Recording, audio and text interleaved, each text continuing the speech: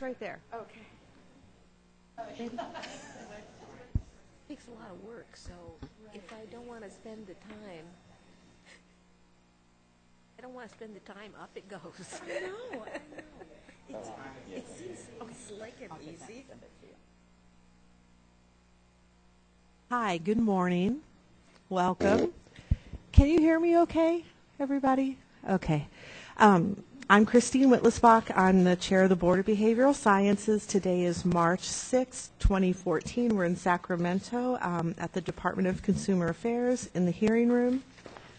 And it is 9:30. We're a little bit delayed. We had some AV problems, but now we're up and running. I am going to call the meeting to order and ask Christina to do a roll to establish a quorum. Good morning. Dr. Christine Whitlisbach. Here. Christina Wong. Mara Ashley. Here. Patricia Locke-Dawson. Here. Dr. Leah Brew. Here. Renee Launer. Here. Dr. Harry Douglas. Here. Deborah Brown. Here. Betty Conley. Here. Sarita Coley. Here. Karen Pines. Dr. Peter Chu. Here. We have a quorum. Thank you. I want to remind everyone that we're being webcast and that these microphones are kind of tricky. You have to lean into them and really speak up so everyone can hear you. And for the audience, when you have a comment or a question, we need you to come forward and speak into the microphone. I have a little bit of a sore throat today, so I'm going to do the best I can, and at times I may turn the meeting over to the Vice Chair, Christina Wong. Okay, let's start with introductions. We'll start to my right with our counsel. Ian Dobbs, attorney. Samara Ashley, public member.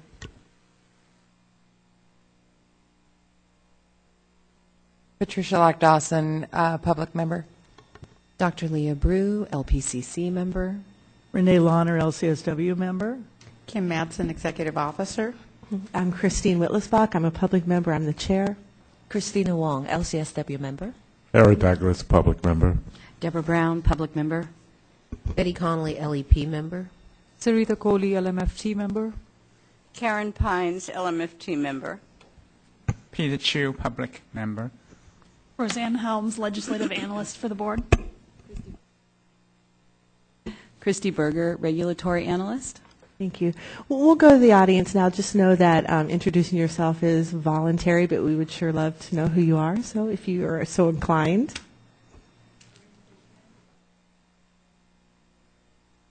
Welcome.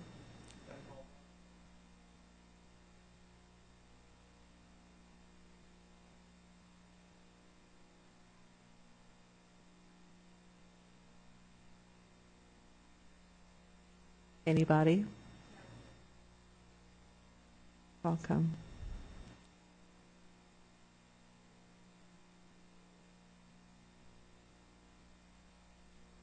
Richmond Breeze project manager. Welcome. Okay, and Steve, do you want to? Sodergren, assistant executive officer, BBS. And then everyone knows Caesar. He keeps us up and running and lets us know when we're not speaking into the microphones loudly enough. So, we had this. Oh, yes, and we have the sign. So if you see the sign, speak up and lean in.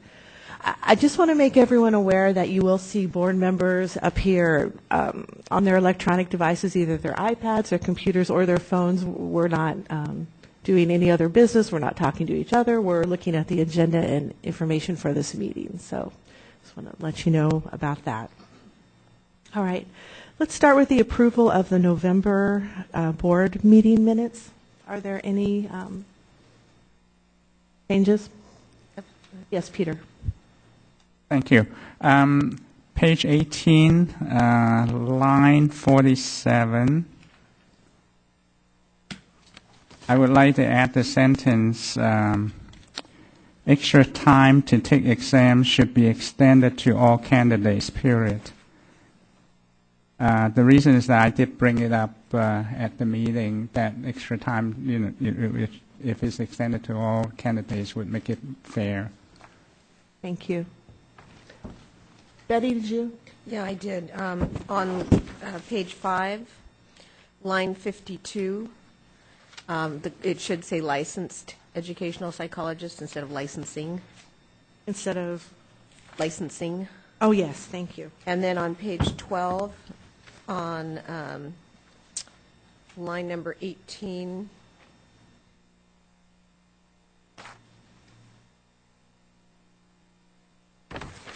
it should say that stakeholders met to develop the board strategic plan. And then the final correction is on page 14 on lines 33 and 34. I think we need some kind of correction there. It doesn't make sense. Kim, do you want to speak to that? Okay, page 14. Page 14 on lines 33 and 34, it says, Ms. Madsen indicated that questions regarding informed consent were asked, and that is a topic that the board can begin their conversation with Google. I think. Okay, we can clarify that, yeah. We can listen to I'll work with Christina to clarify that, yeah, because this is in that, yeah. Thanks. Anyone else? Yes, Renee.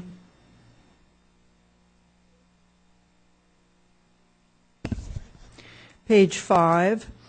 This may be a term that you guys use, but it didn't make sense to me. Line 48, she has been appointed as a permanent intermittent.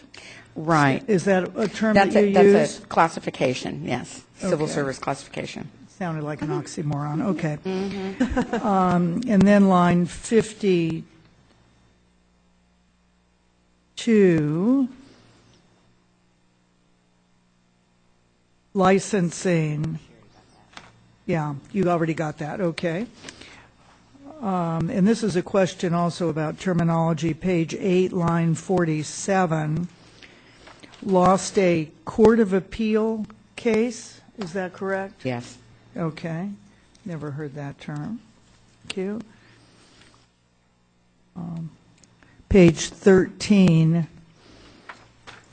line 19, should probably be core competency areas. Yes. And then line 47, I think is just a typo, missing a word. All credentials will be verified. A provider without a valid current license, without sanctions, it should probably be will not be allowed to provide services. In the last one, page 14, line 52, another typo, expressed concern instead of concerned that the standard of care. Anyone else? Okay, is there a motion? I'll make a motion to approve the minutes as amended. I'll second that. Okay, any more discussion? All those in favor say aye. Aye. Opposed? Any abstentions? Karen Pines abstains, as well as Samara Ashley. Okay, and Sarita Coley abstains. Motion carries. Thank you. You know, I forgot to mention that we are going to table one agenda item, and that is agenda item 15E. This is about the examination restructure. Okay, so I can do it. Okay. Okay, so the staff needs just a little more time to make sure that all the components that are necessary to implement the exam restructure are incorporated. And just as a clarification, just pushing this to a later meeting will not affect the implementation date of January 1st, 2016. So we're going to table that agenda item. All right, so moving on to Executive Officer's Report. Kim. All right. So we'll start with our budget, and as you know, our budget is $8.2 million and some change, and as of January 31st, 2014, we've spent approximately 48% of our budget. The chart in your packet includes the percentage and the dollar amounts spent thus far, and, you know, as usual, our biggest expense does tend to be the personnel item. Total revenue collected is a little over $5 million thus far. Our fund condition reflects a 3.2 months in reserve. And in terms of our general fund loans, we are scheduled to get a $1.4 million repayment in this fiscal year, and you will see that reflected in the fund condition attachment that's in your packet. For those of you that have the paper copy, it's yellow.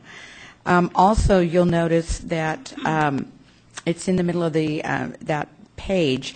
You'll see in the subsequent years there's scheduled loan repayments and dollar amounts as well, and these repayments are towards the $12.3 million that we did loan to the general fund over several years. So it's one of the governor's priorities in this year, upcoming year's budget, is to get those special fund loan repaid back to the entities where they receive the money. And there's a payment schedule. So barring anything unusual or unforeseen, I think we can look forward to having our monies slowly come back into our fund. Going forward, in January, the governor did release the fiscal year 14-15 budget, and I've got to tell you, it's got some good news for BBS. Not only the best news out of that is that in that budget are 8 new staff positions for BBS, 3 of which are specifically dedicated to licensing, and the other 5 will serve in the enforcement unit. We're extremely grateful to have that included in our budget, and it's going to go a long way to relieve a lot of the processing delays that we currently have going on within our licensing units, as well as it's going to be able to afford us the opportunity to get out and become more efficient within all of our areas of operation and touch upon some of the services that we used to provide. We'll be able to start resuming some of that slowly over time once we take care of our initial core operations. So are there any questions on the budget thus far? Okay. Moving on to our operations report. I am going to extend an apology that we do not have our statistical data at this time to present to you. We are having some challenges getting the data out, and we hope to have that all resolved by the May board meeting. So I did want to talk about the 8 new positions, and the board is definitely growing. That's going to increase our staff total to over 50, which is terrific because we really haven't had any growth since 2008. So considering our current situation with our processing delays in licensing, I did meet with the executive office in DCA and to determine whether there was a mechanism by which we could hire some of this staff early as opposed to waiting until July to start the recruitment process, provided the BBS fund could support that. And the good news is, yes, we can support the hiring of some of this staff, and there is a mechanism by which we can do that hiring. So currently, our plan at this point is to bring on the most critical positions of the 8 that we're getting. 3 will go into licensing immediately, and we're recruiting for those 3 positions right now. And we're bringing on the additional enforcement manager and the application background clearance analyst. And those 5 are going to come on, I'm hoping, in the next 60 days. DCA personnel is reviewing the final packages for hiring. We expect to have advertisements up here shortly. We'll go through our recruitment process. I'm anticipating in 60 days we'll have those 5 people on board.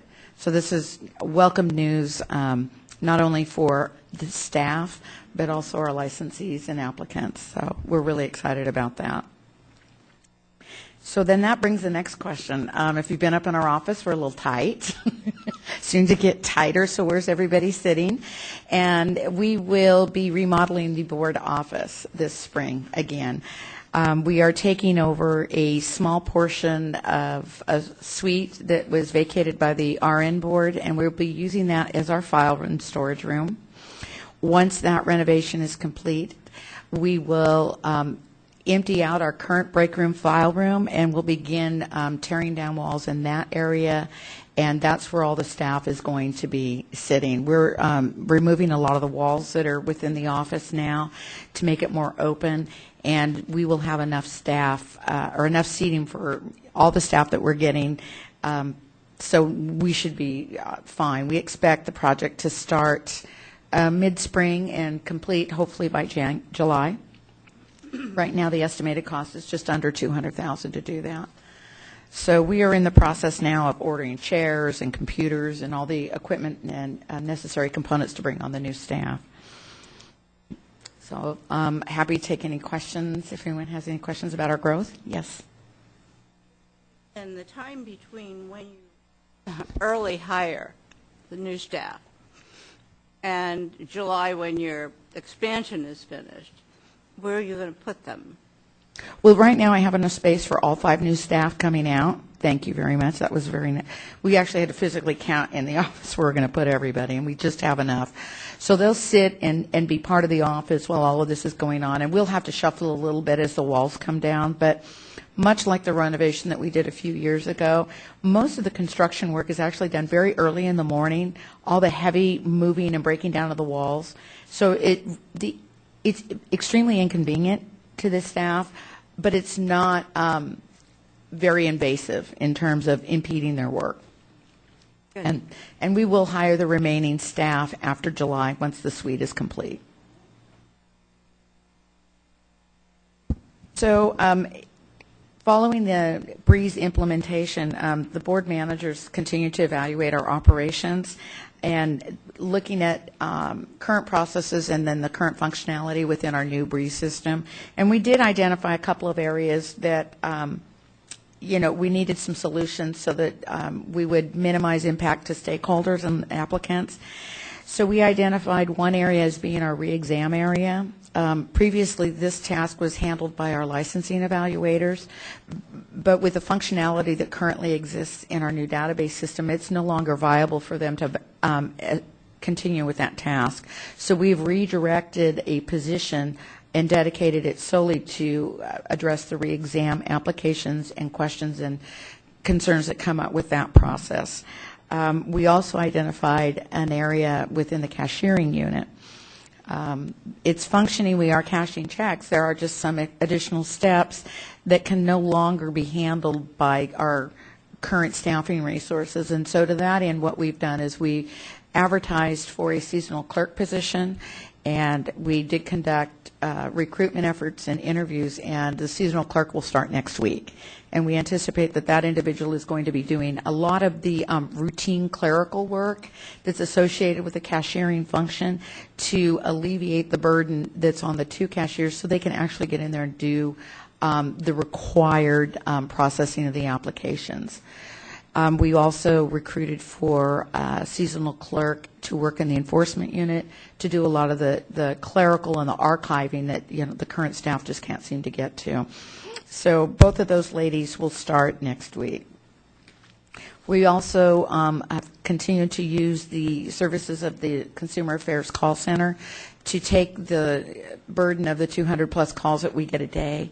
They are the first point of contact with the board, so they're able to answer some routine questions and then refer the more complicated questions that require some expertise from our staff up to our office. So that's directly reduced the number of calls coming into our receptionist area, and that's been really helpful. We're also continuing to use the AARP program, which is a federal program that helps develop skills and competencies in individuals that would like to continue to work, and with the idea that perhaps if we have an opening at some point in time, we would hire them. We do have one AARP staff member in our office now, and they have some limitations. We can only use them for 20 hours a week, but we're really grateful for that 20 hours because there's a lot of duties that she has taken over that have really lessened the burden on staff, and they can kind of get to their core functions. So that's the operations report, and I'm happy to take any questions. Okay. Personnel, we have been busy. We've had a lot of comings and goings. We promoted Joanna Joanna Wynn. She started with us when we started the LPCC program. She was a evaluator in that unit, and we had a vacancy at a promotional level, and we're pleased to award it to her. So she has we also hired Julie Roprick as an office technician in our enforcement unit to replace a vacancy that we had there. Crystal Martinez rejoined the board in the position she vacated nearly a year ago as our fingerprint technician, so we're happy to have her back. And Lupe Baltazar has been promoted from an office technician to a management service technician in the management or the marriage and family therapist exam unit. So she's going to assist with evaluation of the exam applications. We've also hired Andrea Flores. She will also work in the MFT unit evaluating exam applications. So Lupe started about a week ago, and Andrea comes to us next week. So next week we will have 3 staff members looking and beginning the training on the MFT exam applications, which is it's going to go a long ways to reducing those processing delays in that area. And as happy as I am about that, I do want to preface it with a word of caution. We find that in that particular unit, it does take about 6 months to get a staff member fully trained to work and function independently. So as our stakeholders see maybe times increasing, please know that that is just a temporary situation and that over time you'll start to see significant reductions in processing times. And our goal is to get with these 3 ladies, in addition to the new staff that we're hiring, our goal is to really get those processing times to more reasonable timelines by the end of the year. We did have a departure. Angie Ramos was one of our criminal conviction analysts, and she left us to take a promotion at the Department of Public Health, sort of continuing the same work that she was doing for us. And although in your packets it's reported that one of our cashiers, Alicia Day, was leaving, she has changed her mind and will remain with us because we're just a happy place to work for. I'm very grateful for that. And we like Alicia. She does a really good job for us. And then the rest of your packet sort of describes the vacancies that we have out there and what we're going to be recruiting for. So the managers are going to be very busy with interviews, and staff is going to be busy getting folks trained. But so the next 3 months are going to be a little harried, but we'll get through it and we'll continue on. Yes, ma'am. So you still have on your in the report that you're hiring an office technician in the cashiering unit because of the departure of Alicia. So are you not going to fill that position, or are you getting another one? No, we're not going to fill that position. Okay, so Alicia's going to stay, and then that's not. So that isn't one of our new jobs, right? No, the new positions that we got were the 3 licensing evaluators in the licensing unit. The other 5 are in the enforcement unit. One was a manager. That's right. Yeah. I'm sorry. I just couldn't remember if we were doing cashiering because we had. Yeah. No, fortunately, our cashiers are going to remain intact, and then they're going to use the services of the seasonal clerk to help them with the more routine clerical functions. Okay. Thank you. Yeah. Kim, you said with the end of the year we expect to get to some reasonable timelines for processing. What is a reasonable timeline? I'm probably, the staff up there is cringing right now because they're wondering what number I'm going to give. I'm going to say at least 90 days. My goal is definitely to get it lower than that, but I think when you consider the amount of time it takes to train and just to get through the backlog that we've got, I think if we can get to 90 days by the end of this calendar year, there's going to be a lot happier applicant population out there. 90 days is not our ultimate goal, but I think that's our first benchmark.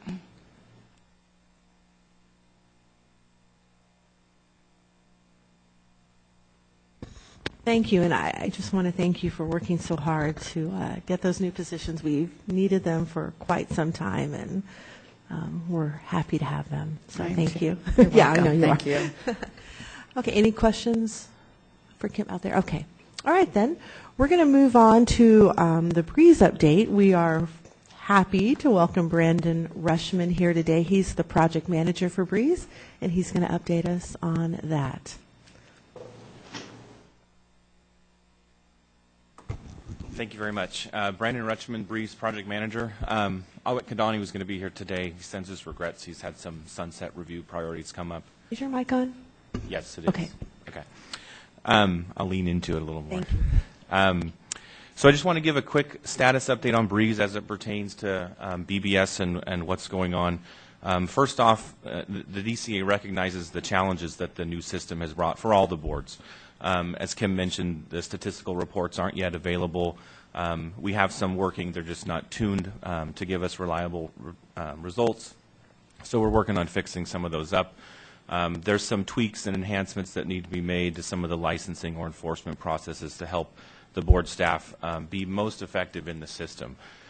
With that, we thank the board and the board staff especially for bearing with us, if you will, while we get these enhancements put into the system.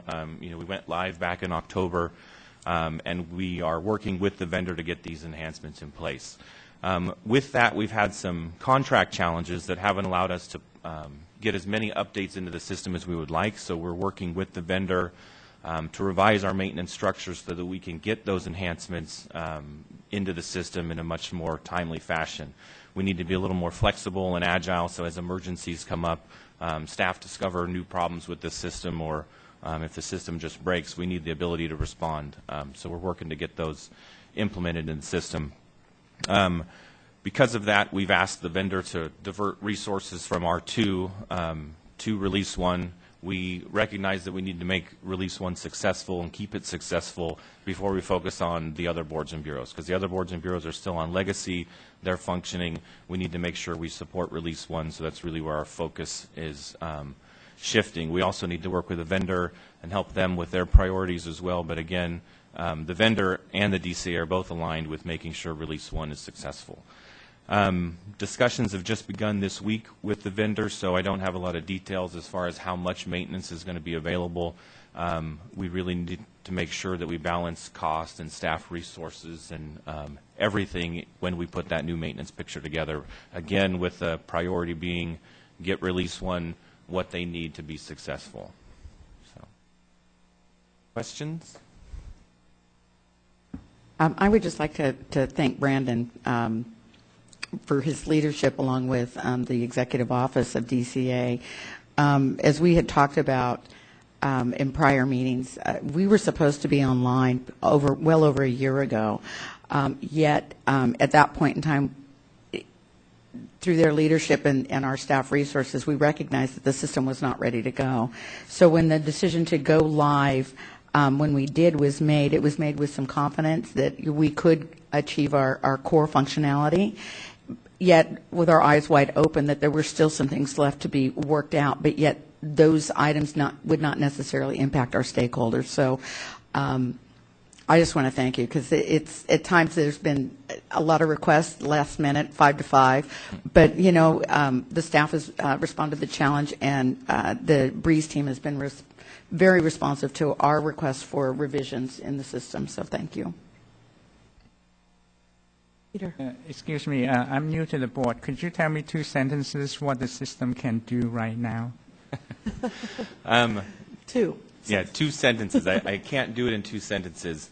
But as Kim said, at the highest level, before we went live, we made sure the system could support all of the critical business functionality. We also identified a number of enhancements that needed to be made in order to make it whole. You get everything you paid for. So the system is functioning. It's meeting its contractual requirements. There are just some enhancements that need to be made to make it work better.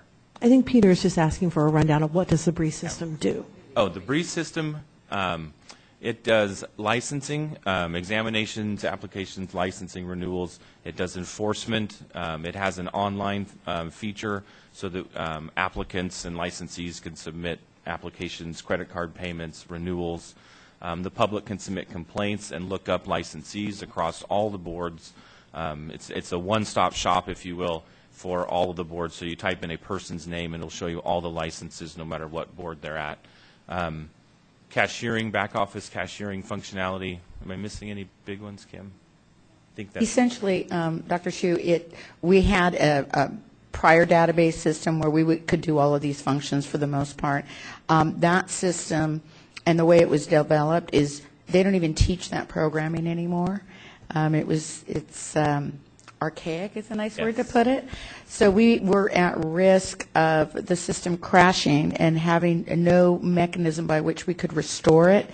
Thus, we would lose all of our data, not only BBS but DCA-wide. So this particular project replaces what we all have been using for, I'm thinking, I know, over 20 years. Thank you. Yeah. Harry?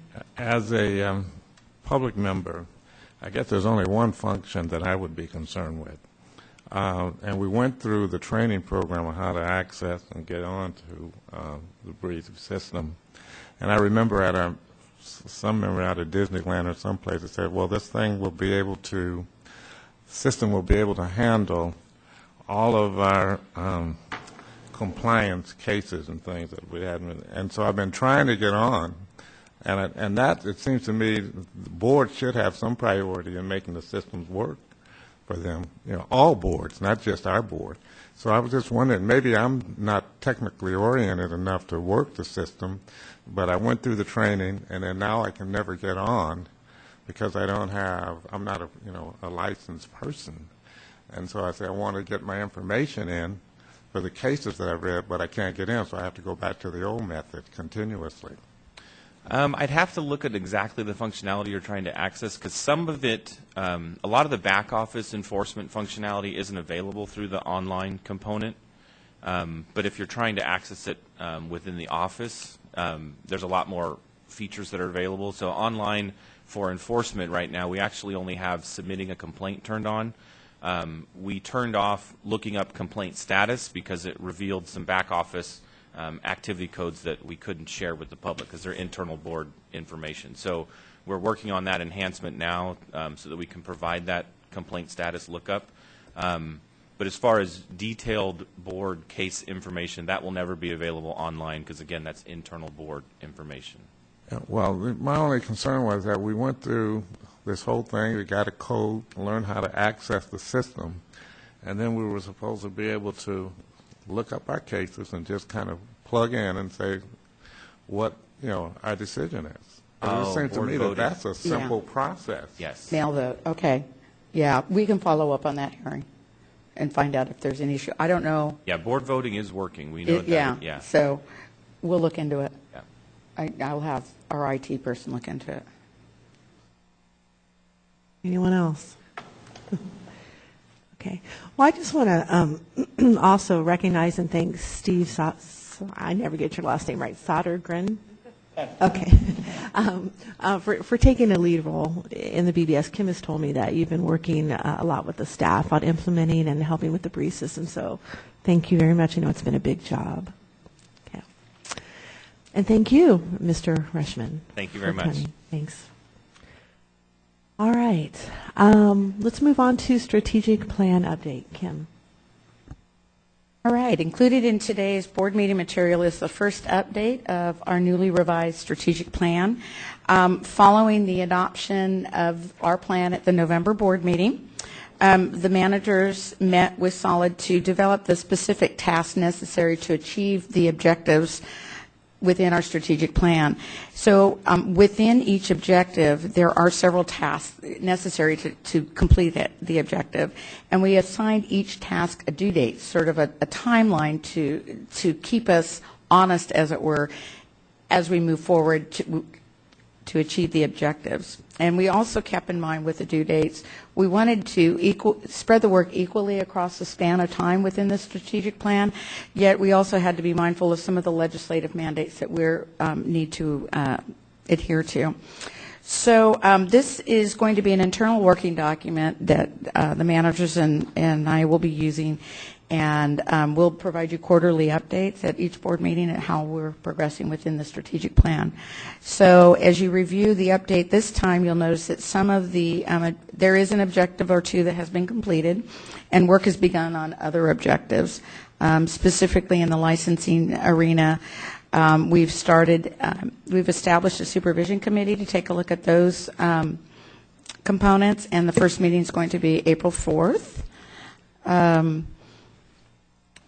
The rulemaking for the exam restructure, we're going to be presenting that packet to you shortly for approval.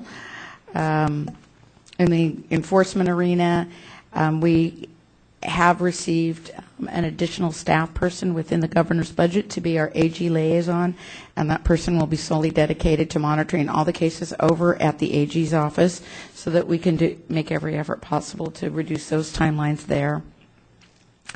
In the legislation and regulation section, we will be looking later today at the rulemaking package for the uniform standards.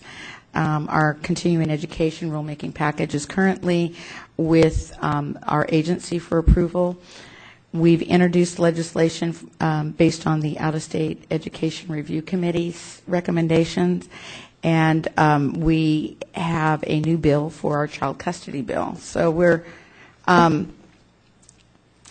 in our outreach and education section, we've initiated discussions with the DCA Public Affairs Office to create online video tutorials for our applicants and licensees to guide them through our process. So a lot of work's already happened, a lot more to come, and I'm happy to answer any questions if you have them.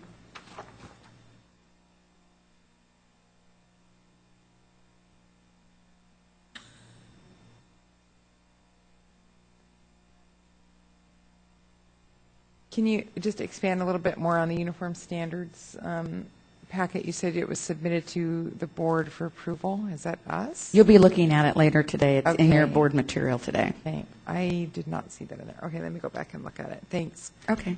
I do want to extend my thanks to everyone that participated in this process. I think it's the first time that we had our associations actually sit in with us while we were developing the strategic plan. I found that very beneficial. I hope they did as well. The feedback I got was, yes, that was a positive experience. Solid also reported that when we did the initial survey, it was the biggest response that they had ever seen, and that is due in part to disseminating the survey through the associations, who then in turn disseminated it to their stakeholders as well as our educators. So I think this plan that we're working with is a nice collaborative effort of our common goals and interests. So thank you. I agree. It was great having the associations there. I think that it was extremely helpful and ultimately helped us make a better strategic plan. So thank you very much. How many meetings? 3 meetings? There were 3 meetings, yeah, so very dedicated. Okay, any questions about the strategic plan and where we're at on it? All right.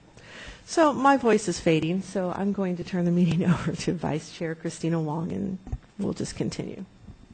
So let's move on to the Policy and Advocacy Committee report. The first item is about the proposed additional items to the Omnibus Bill, amending business and professional code sections. So I'm going to hand it over to Roseanne for the report. Yes, so the first item from Policy and Advocacy Committee that we'll be discussing today is the proposed 2014 Omnibus Bill legislation.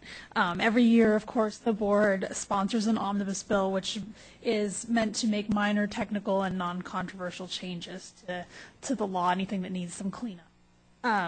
The board approved several amendments to for this bill at its November 2013 meeting. However, there have been some additional amendments that have been brought forth for consideration since that time. So I'm going to go over those today. The first item has to do with amending BPC Business and Professions Code section 4980.36 regarding practicum hours. It was raised at the Policy and Advocacy Committee meeting last month that there's some language in there that says practicum for LMFT applicants needs to be 150 hours of face-to-face counseling experience and an additional 75 hours of either client-centered advocacy or face-to-face experience counseling individuals. The concern that was raised was that the use of the term 75 hours of either client-centered advocacy or face-to-face counseling implies that there can't be a combination of the two. It's either got to be all of one or all of the other. Staff does not believe that was the intent of the board, and so some language has been proposed to state that the 75 hours may be either one or the other or a combination of the two. The second item for consideration has to do with the examination restructure that's coming up in 2016 and the law and ethics exam. If it is not passed within the first year of registration, the applicant will be required to take a 12-hour law and ethics course. There's some wording in the law that implies that if the registrant fails the exam within the first renewal period, they need to take the course, but it doesn't say anything about subsequent renewal periods. That was an oversight. We believe it should not just be the first renewal period, it should be any renewal period in which the exam has failed. So we would like to strike just the word first.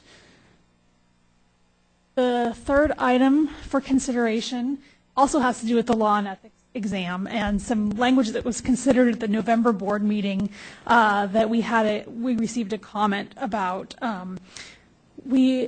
In that discussion, the board had decided that somebody who was needing a subsequent registration number after the exam restructure took place, the way that the law is written, it says that they have to pass the law and ethics exam before they can obtain a subsequent registration number. The board decided that if somebody needed a subsequent number right after the law and ethics exam, or right after the exam restructure took place, that it wasn't really fair to allow them so little time to pass an exam. They may only have, in some cases, a month or a few weeks. So some language that was adopted that said if somebody needs a subsequent registration number within the first year, that they can still get that as long as they pass the law and ethics exam at the next renewal period. Somebody made a good point that the term "at the next renewal period" was not specific enough and suggested that it instead state during the next renewal period. That's a little bit clearer, so that's what we're proposing today. The fourth item for consideration is a change to the LEP licensing law. It just states in their law that no part of the law is meant to constrict the practice of other board licenses, and it doesn't mention LPCCs. It's just one of those things that LPCCs has not been added into yet, so we propose adding them. The next item, the LEP written exam, also has to do with LEPs. The LEP licensing exam process only has one exam, yet the law mistakenly, and has for several years, referred to two exams, the exams for the other license types for MFTs and LPCCs. So we are looking to correct that and just referring to the LEP written exam. And then finally, another item of discussion that we made some changes to since it was considered at Policy and Advocacy last month. There's some language regarding the law and ethics course for out-of-state LCSWs and ASW applicants. Currently, the law requires if somebody doesn't have, if somebody has experience gained out of state, it states that they must take the 18-hour law and ethics course. It makes it unclear whether an applicant with education gained out of state would be required to take an 18-hour law and ethics course, or just a law and ethics course that's not a prescribed number of hours the way that an in-state person would do. It was raised at the meeting that it's somewhat unfair to require somebody that has experience out of state but may have gotten their education here to require them to take an additional law and ethics course. And so we're proposing in this section replacing the term experience gained out of state with education gained out of state. Those are the people that would be required to take the 18-hour course. So those are the 6 items up for consideration, and now I will open up the discussion. Samara? Roseanne, I just wanted to thank you for laying it all out. It makes it extremely easy to understand, and I'm sure very tedious as you've gone through all of it. So I just wanted to thank you for that. Thank you. Any other questions? Jan Lee?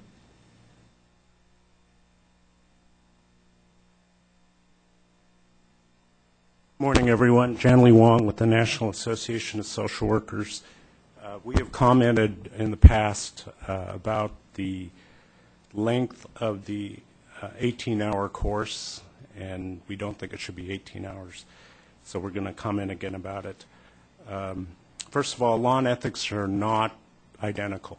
In other words, law is one category of knowledge, and ethics is another category of knowledge. So if you're trying to say they're both the same, they're not. And the reason why I'm bringing that up is that if ethics are taught in Illinois, New York, South Carolina, it's generally going to be the same kind of ethics for social workers that is taught in California. Laws are different, of course. So a Florida law will be different than a California law. So there is a need to bring up people up to speed if they're coming from out of state. But 18 hours is basically 3 days of workshops. The second thing, and by the way, we polled our law and ethics instructors, and they think it's a little excessive. The second thing is, why do you have a 6-hour difference between when a ASW fails the exam, they only need to take a 12-hour course? I'm not advocating for them to take an 18-hour course, by the way.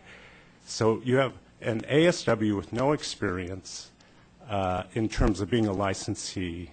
They fail the exam, they get a 12-hour course. You have an LCSW with experience from out of state, and right off the bat, they have to take 18 hours. So there's, in my mind, there's a little bit of a discrepancy there. And then finally, I like the idea of a law and ethics exam. So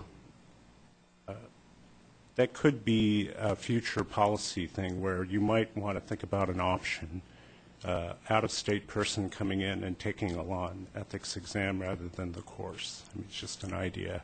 It might be a little bit too much work right now until things get more automated. And then finally, I'm good with this change that you have here, which is if somebody got their MSW from Berkeley, I think that should be recognized, or UCLA or Sac State or whatever. So I'm good with that. Thank you. Any other questions or Can I comments? ask this question too? Why the discrepancy between 12 and 18? The thought with the 18-hour course is that's typically what we've required all of our licensees coming in from out of state to take an 18-hour California law and ethics class.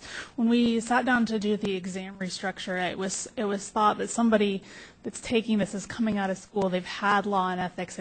That's more sort of a refresher course for them rather than somebody coming out with no training, no California specific training in law and ethics. Leah? Are you ready for a motion? Yes. I move to direct staff to make any discussed changes and any non-substantive changes to the proposed language and submit to the legislature for inclusion in the 2014 omnibus bill. I'll second that. Any objection? Abstention? Oh. All in favor say aye. Aye. And carries.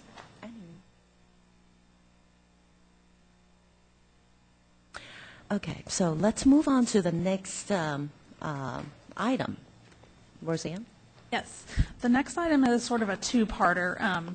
It's regarding the work of the out-of-state committee, which was formed within the past year, to discuss some concerns that the education requirements for out-of-state LMFT and LPCC applicants that's upcoming. The law is currently changing in 2016 to have a new set of requirements for these licensees. There are concerns that the requirements were too stringent and might restrict portability of these licenses to California. This affects both licensed marriage and family therapist applicants and licensed professional clinical counselor applicants. So we're going to discuss both today. I'm going to discuss the marriage and family therapist applicants first, and then we'll take up the LPCC applicants in an additional item.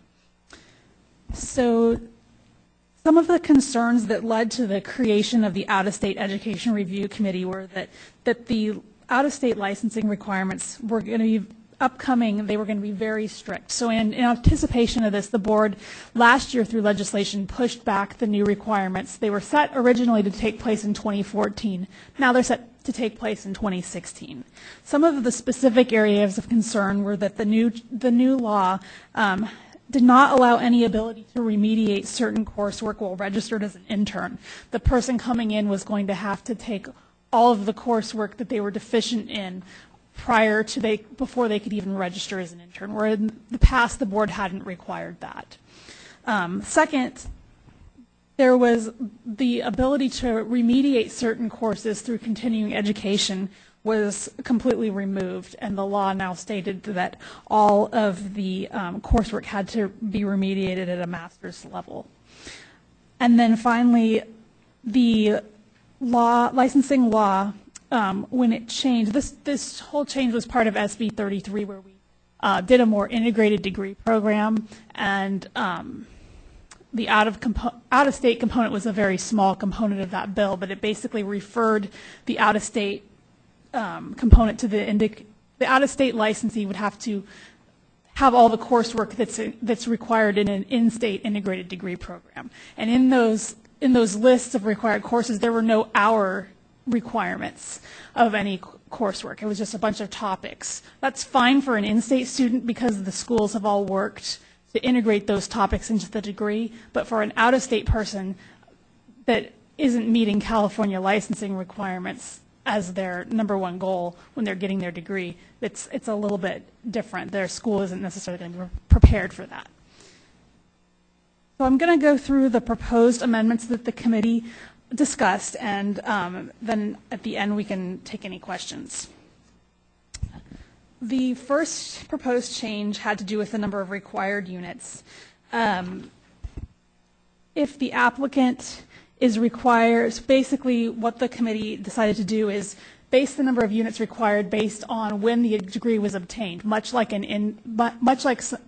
in-state student now, where if somebody got their degree after or began their degree after August 1, 2012, they need a 60-unit degree. If they obtained their degree before then, they have a little bit older degree, it only had to be 48 units.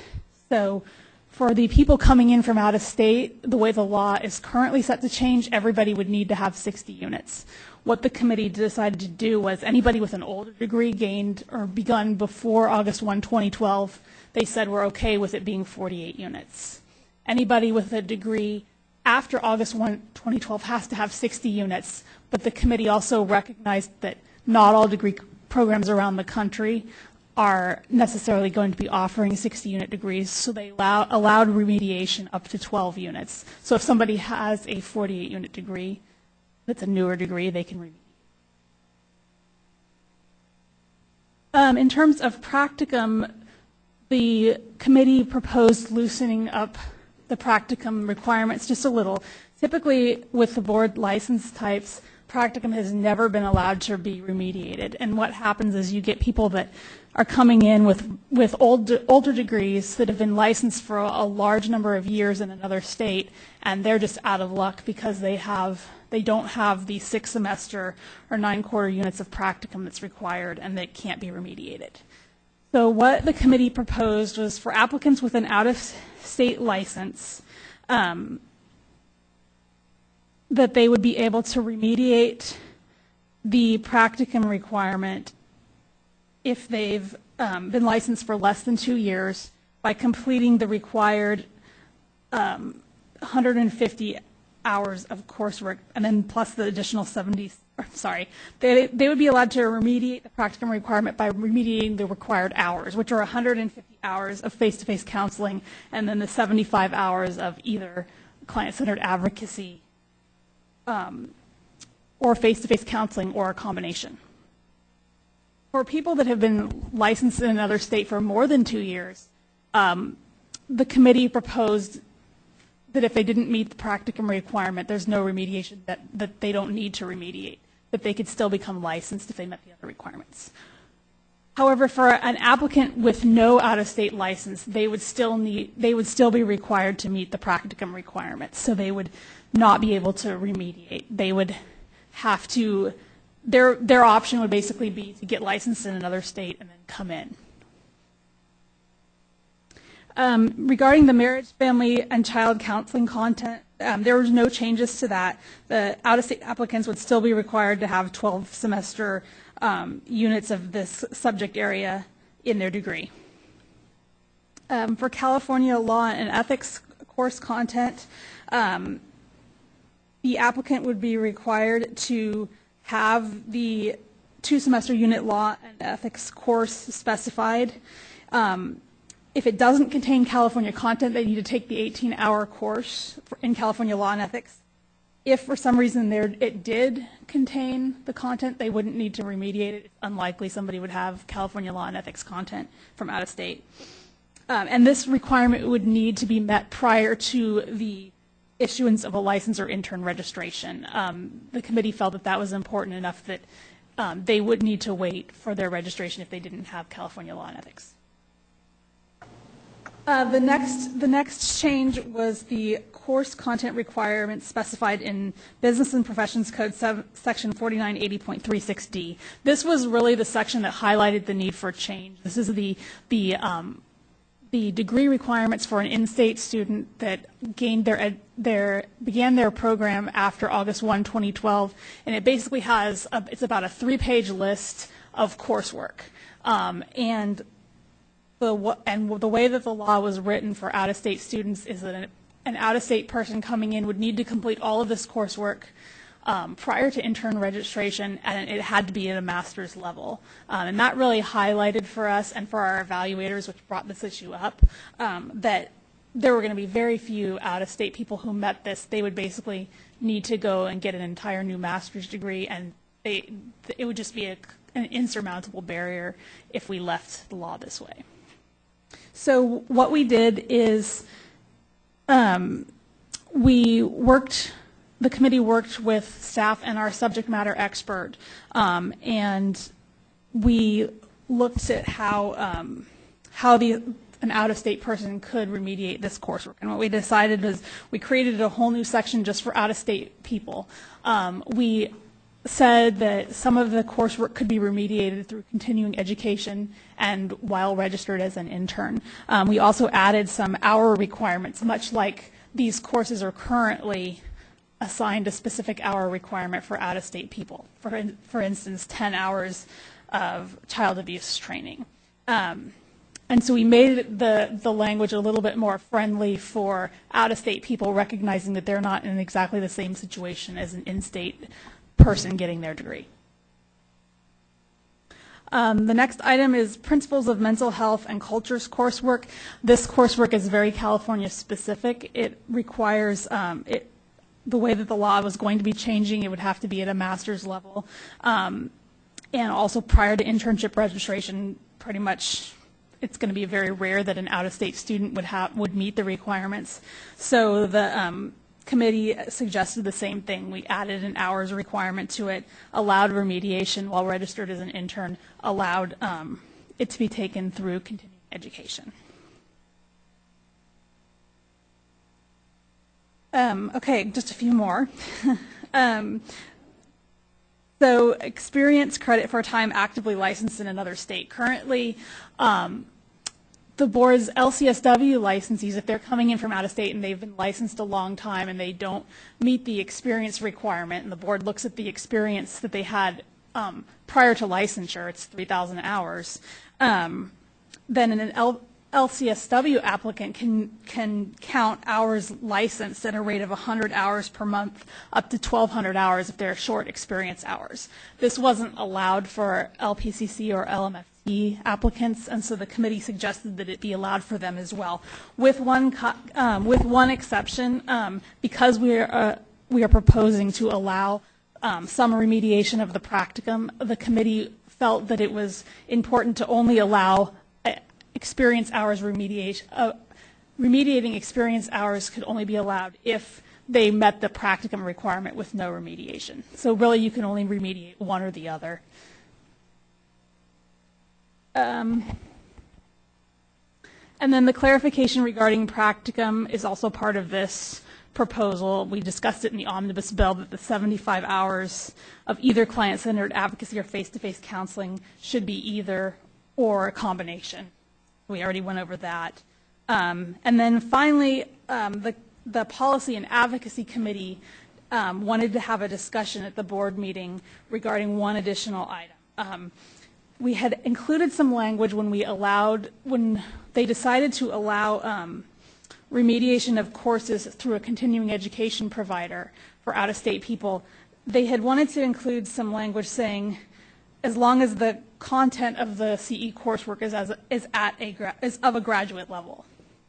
And there was some discussion and concern raised at the policy meeting last month that there's really no way to determine what exactly graduate level CE coursework is. So they wanted to continue that discussion and see if it's something that the board felt comfortable removing. I can say that the board is in the process of proposing its continuing education regulations. That's going to shift the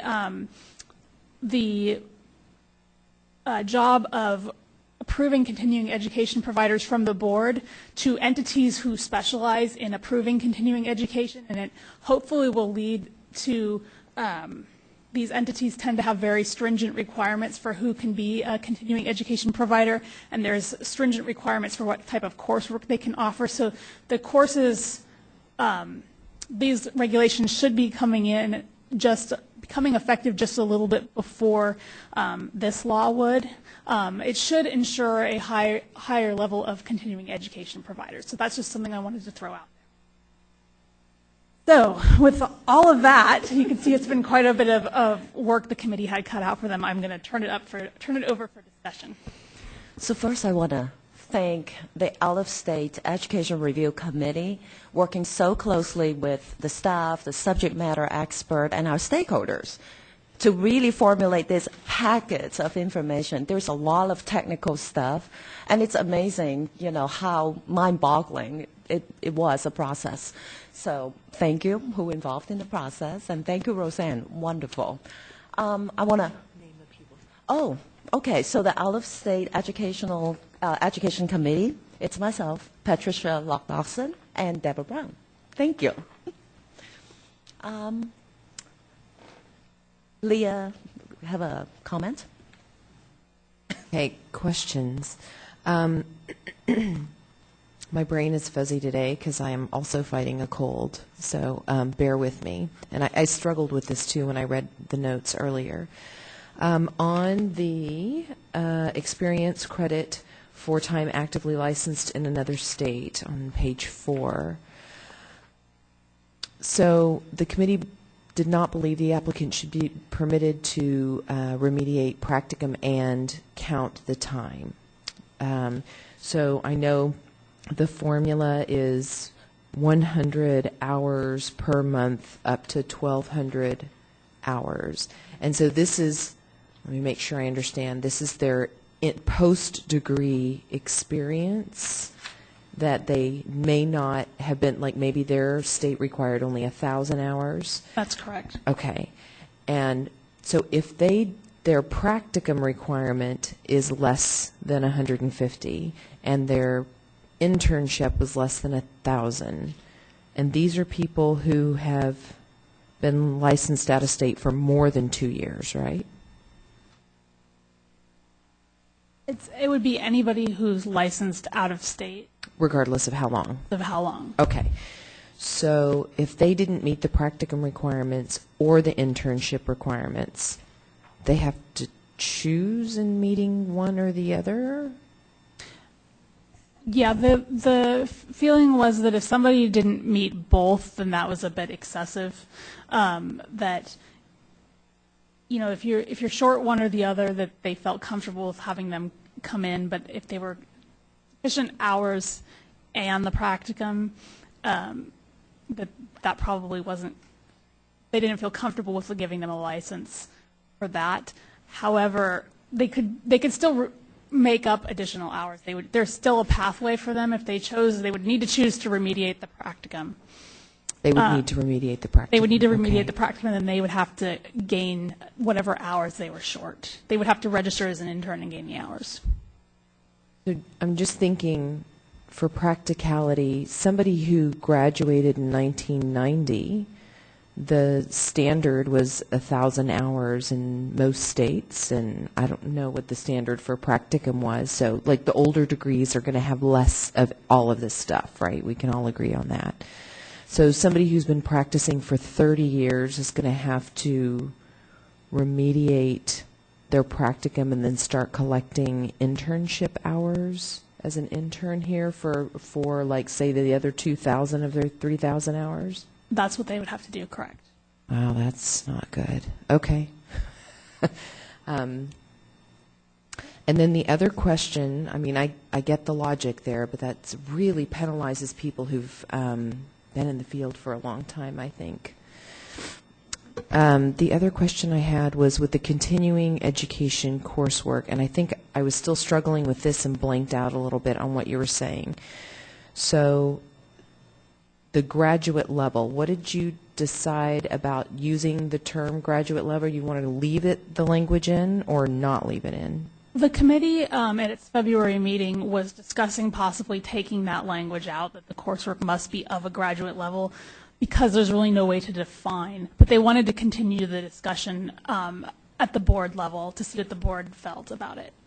I'm inclined to leave it in, and I know we're going to get to the LPCC part in a minute, but NBCC is a provider for LMFT, and if we use NBCC as one of our primary people, they're obligated to make sure it's graduate level work.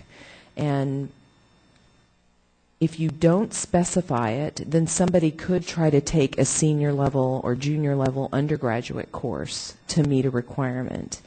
So I think it's just safer and not harmful, even if it's hard to enforce. I don't know, it'd be easier maybe to enforce it on the back end if we notice that they're just taking a bunch of undergrad classes to meet the requirement. Sarita? I had a couple questions, but I mean, this is a tremendous amount of work, so thank you all for doing this. One question was, how does somebody who did their graduate study in 1990, how do they actually remediate practicum? What is our mechanism for remediating practicum? What they would do is, if they've been licensed in their other state for more than 2 years, we wouldn't require them to remediate it. If they would not have to. Yeah. We would say, okay, that's fine. We'll take it. As long as it meets the other requirements, we're not going to look at that. If they had been licensed for less than 2 years, then we would require them, if they were deficient units or hours, we would require them to make up the 150 counseling hours of practicum plus the 75 of, I think it's either client-centered advocacy. I guess my question is, how do you remediate? I mean, do you register? You can't register as a trainee again? There's no system, so how do you remediate practicum hours? They would have to register as an intern to gain those hours. Oh, those are internship hours then. Sorry, they would be internship practicum hours are generally accrued prior to graduation. Yes, it's really, we're saying they would have to remediate those hours while registered as an intern. It's really just a way to honor the fact that they were able to become licensed in another state. So you're saying they would have to make up whatever internship hours they did not have, plus whatever was left over of the 150, right?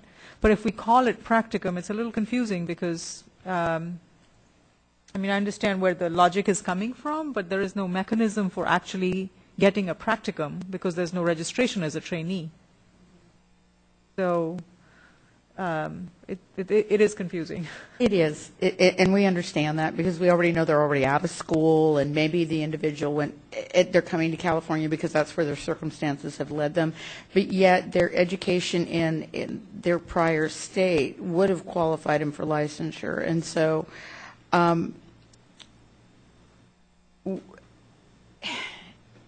it makes it challenging.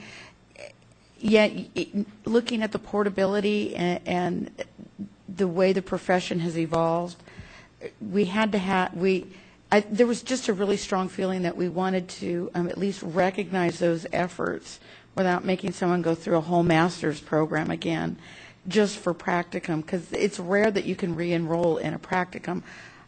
It's just rare. And so, do you penalize that individual because... No.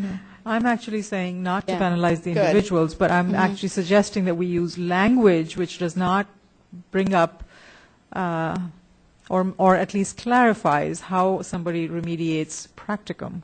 Because if you continue to use the words practicum, then you're really saying, make up those hours. And in Leah's example, if somebody was, went to school in 1990, it's logically, it just doesn't make sense to me. So if we didn't refer to it as, like in the LPCC language, they talk about internship. Yeah. Perhaps transition using internship as opposed to practicum. Well, it might not still solve the problem, because if somebody had only a 100-hour practicum in their practicum and we require 150, what you're really saying is make up those 50 hours however you do in internship now. So maybe the language needs to be that, you're required to have X number of hours between practicum and internship, and whatever's to be remediated, do those hours. Does that make sense? Yeah. I think I can speak to that a little. On page 5 of the actual language, at the very top, item number 2, it talks about these out-of-state people who've been licensed for less than 2 years. It says if they do not meet the practicum requirement, they shall remediate it by obtaining 150 hours of face-to-face counseling and additional 75 hours of either face-to-face counseling or client-centered advocacy. And then it specifies the requirements it has to meet. And basically, it's the topic areas in the in-state licensing law that says what the practicum has to cover. But it doesn't call it practicum per se in that section. It's basically saying this is how you remediate the practicum. So we're not directly referring it to practicum. I don't know if that helps. Yeah, it does help, actually. Okay. Yeah. And the other question I had was, two more questions I had. One is that are the remediation requirements the same for LPCCs, LCSWs, LMFTs, everybody by this license, or no? Basically, we followed the same model. The LPCC licensing law is a little bit different in that they have core content areas where LMFTs do not. So we had to, there's some minor differences, which is why we had to do these two separately. I mean, in the remediation of hours. So if somebody, an LCSW from another state, and then their requirements were different in terms of the number of hours that California requires. Perhaps I'm speaking, perhaps it's the same, I don't know.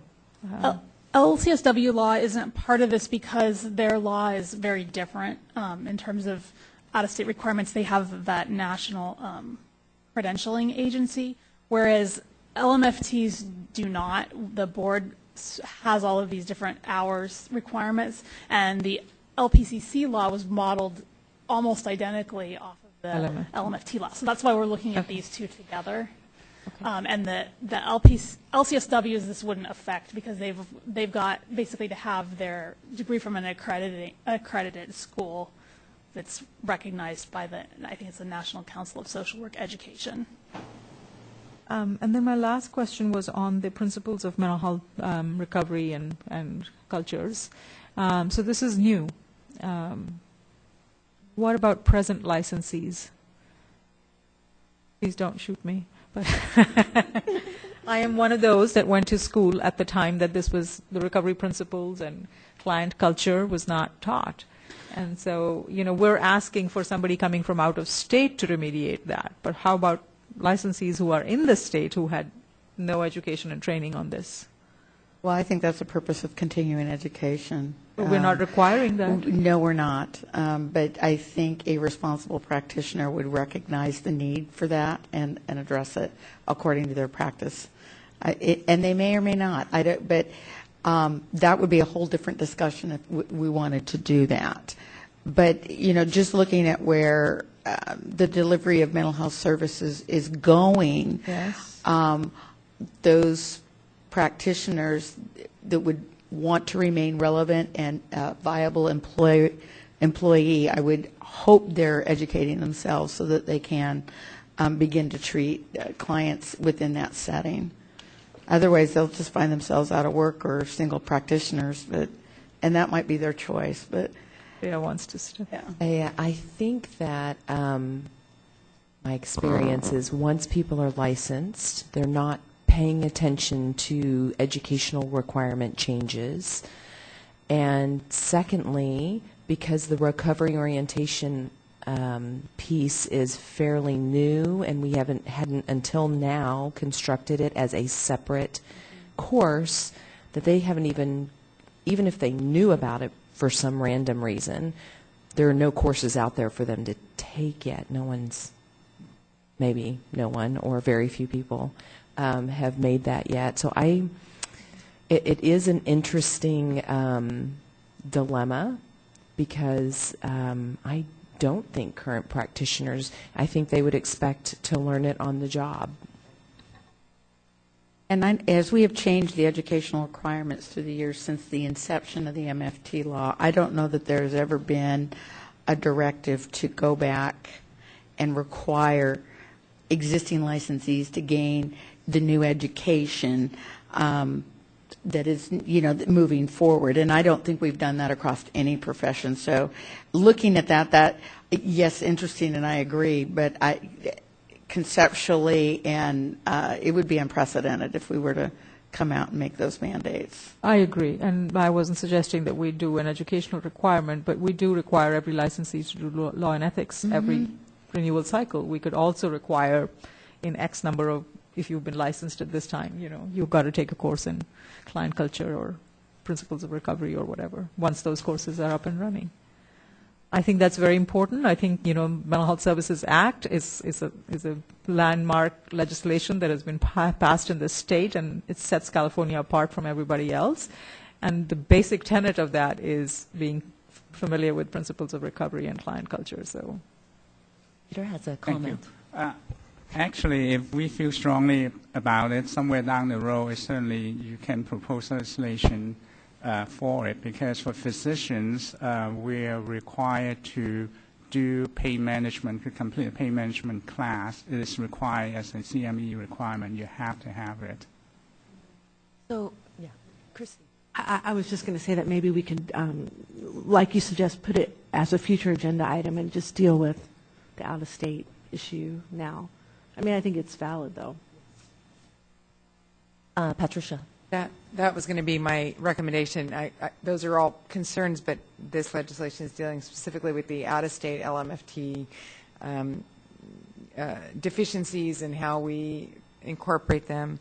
But I also think, too, just the idea of what continuing education changes are up there, and that's almost an outreach or education function that isn't a legislative thing, but just what's required of you as a licensed individual. I was speaking to you last night about somebody I know that was as a psych person, and she could not get information that she needed about what the requirements were new for her. So I do think that seems to be a challenge with licensees, in that they don't know what changes have been enacted and what's required of them. So that is I would maybe put that on a future agenda item as an outreach item. Thank you.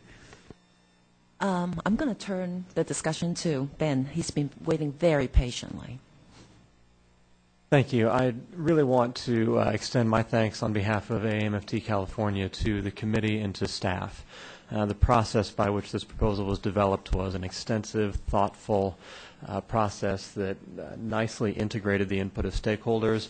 All of our technical concerns along the way have been addressed at the committee level. We feel like the proposal that is before you today is a very strong proposal. Certainly through AMFT California, one of the most common complaints that we get comes from people who are coming in from out of state, wanting to get licensed in California and finding it difficult, if not impossible, to do so. Quite frankly, one of the most common outcomes of that process is that people give up. That they say, you know what, it's going to take several years and many, many thousands of dollars for me to do what the BBS is asking me to do, which they have to under the law as it is now, in order for me to get licensed in California, even though I've been licensed in my home state for 15 years and providing high-quality care there to a diverse population. We are very grateful for this process and for this proposal. We feel like it does a nice job of balancing your responsibility for public protection with the need of Californians to have an adequate mental health workforce. In response to the question specifically about the phrase graduate level, there has been concern expressed to us by some continuing education providers that they don't know operationally what that means. Do they need to have a graduate textbook as part of a 6-hour class? Do they need to have readings that are of a certain level? That is certainly, from where we sit, it's not a make or break phrase, but we understand the concern. We want the continuing education to be at a high level, certainly, but we don't want a vague requirement to have a chilling effect on providers who then may be just unwilling to provide the coursework. So we would just ask that that be kept in mind. We appreciate the discussion that's happened here, and on behalf of AMFT California, thank you. Wait, before you run away. So are you advocating for keeping it even though it's complicated, or maybe operationally defining graduate work? Our preference would be to remove the phrase, but it is a soft preference. Okay, because my thought, I was just sharing with Renee, is, for example, California Cultures. We have an undergraduate class on culture in our program, and to take an undergraduate class is cheaper than a graduate class. So if you don't specify it, then, and somebody's wily enough to know the difference, then they might choose a lower level, which doesn't demand the same level of comprehension. So that was kind of my argument. And I certainly understand that argument. I think that the way that the requirements here are written, such that they are primarily CE, rather than the kinds of courses that someone might take for a semester at a graduate institution.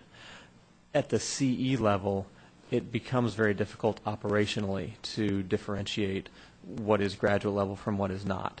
So as I said, it's a soft preference on our end. We understand the desire to put that in and just say it's a vague but purposeful bar to say we want this to be at a high level. Providers are not going to know what that requires of them. I wonder if we could make a difference, Roseanne, in language to specify courses taken at the university level must be graduate level, or, you know, and not use graduate level for continuing education. Might solve that.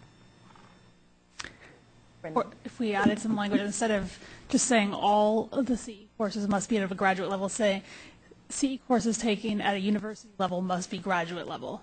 And that might, how would we feel about that? Hold on. What does that exactly mean? CE courses taken at a university level must be graduate? Because right now the law allows CE providers are either college courses, like if you take it through a school or a university that's accredited, or one of the entities that's approved by a board-recognized CE provider. So basically there's kind of two tiers. There's the university level, and then there's the people that have gone through the accrediting process with one of the CE agencies. So that specification might... But that, I don't know. So if JFK was providing a course, would we say that's a university level? But they could be providing it at an undergraduate level? But that still meets the requirement? We could say something like... It doesn't. So I think it's confusing that way. By just putting in university, you're not taking away the confusion or the intent, right? Is the intent to say it has to be a graduate level course? Go ahead, Renee. Right, so if I think that would clarify it. If it were taken at a university is a graduate level course, one of the things I was thinking was it might be easier, if it's so hard to describe the animal, then maybe you say what it isn't, that it is not an undergraduate course. But I think what Ben, suggested, or Leah suggested, takes care of that. That if it's taken at a university, it must be at a graduate level, kind of thing. Okay. Because I think if we put it, I do think it will have a chilling effect, Ben. I think your comment is correct, and that's why we were talking about just removing it. Well, I think we were removing it because it was specific to, or the idea to remove it was because it was specifically attached to CE provider.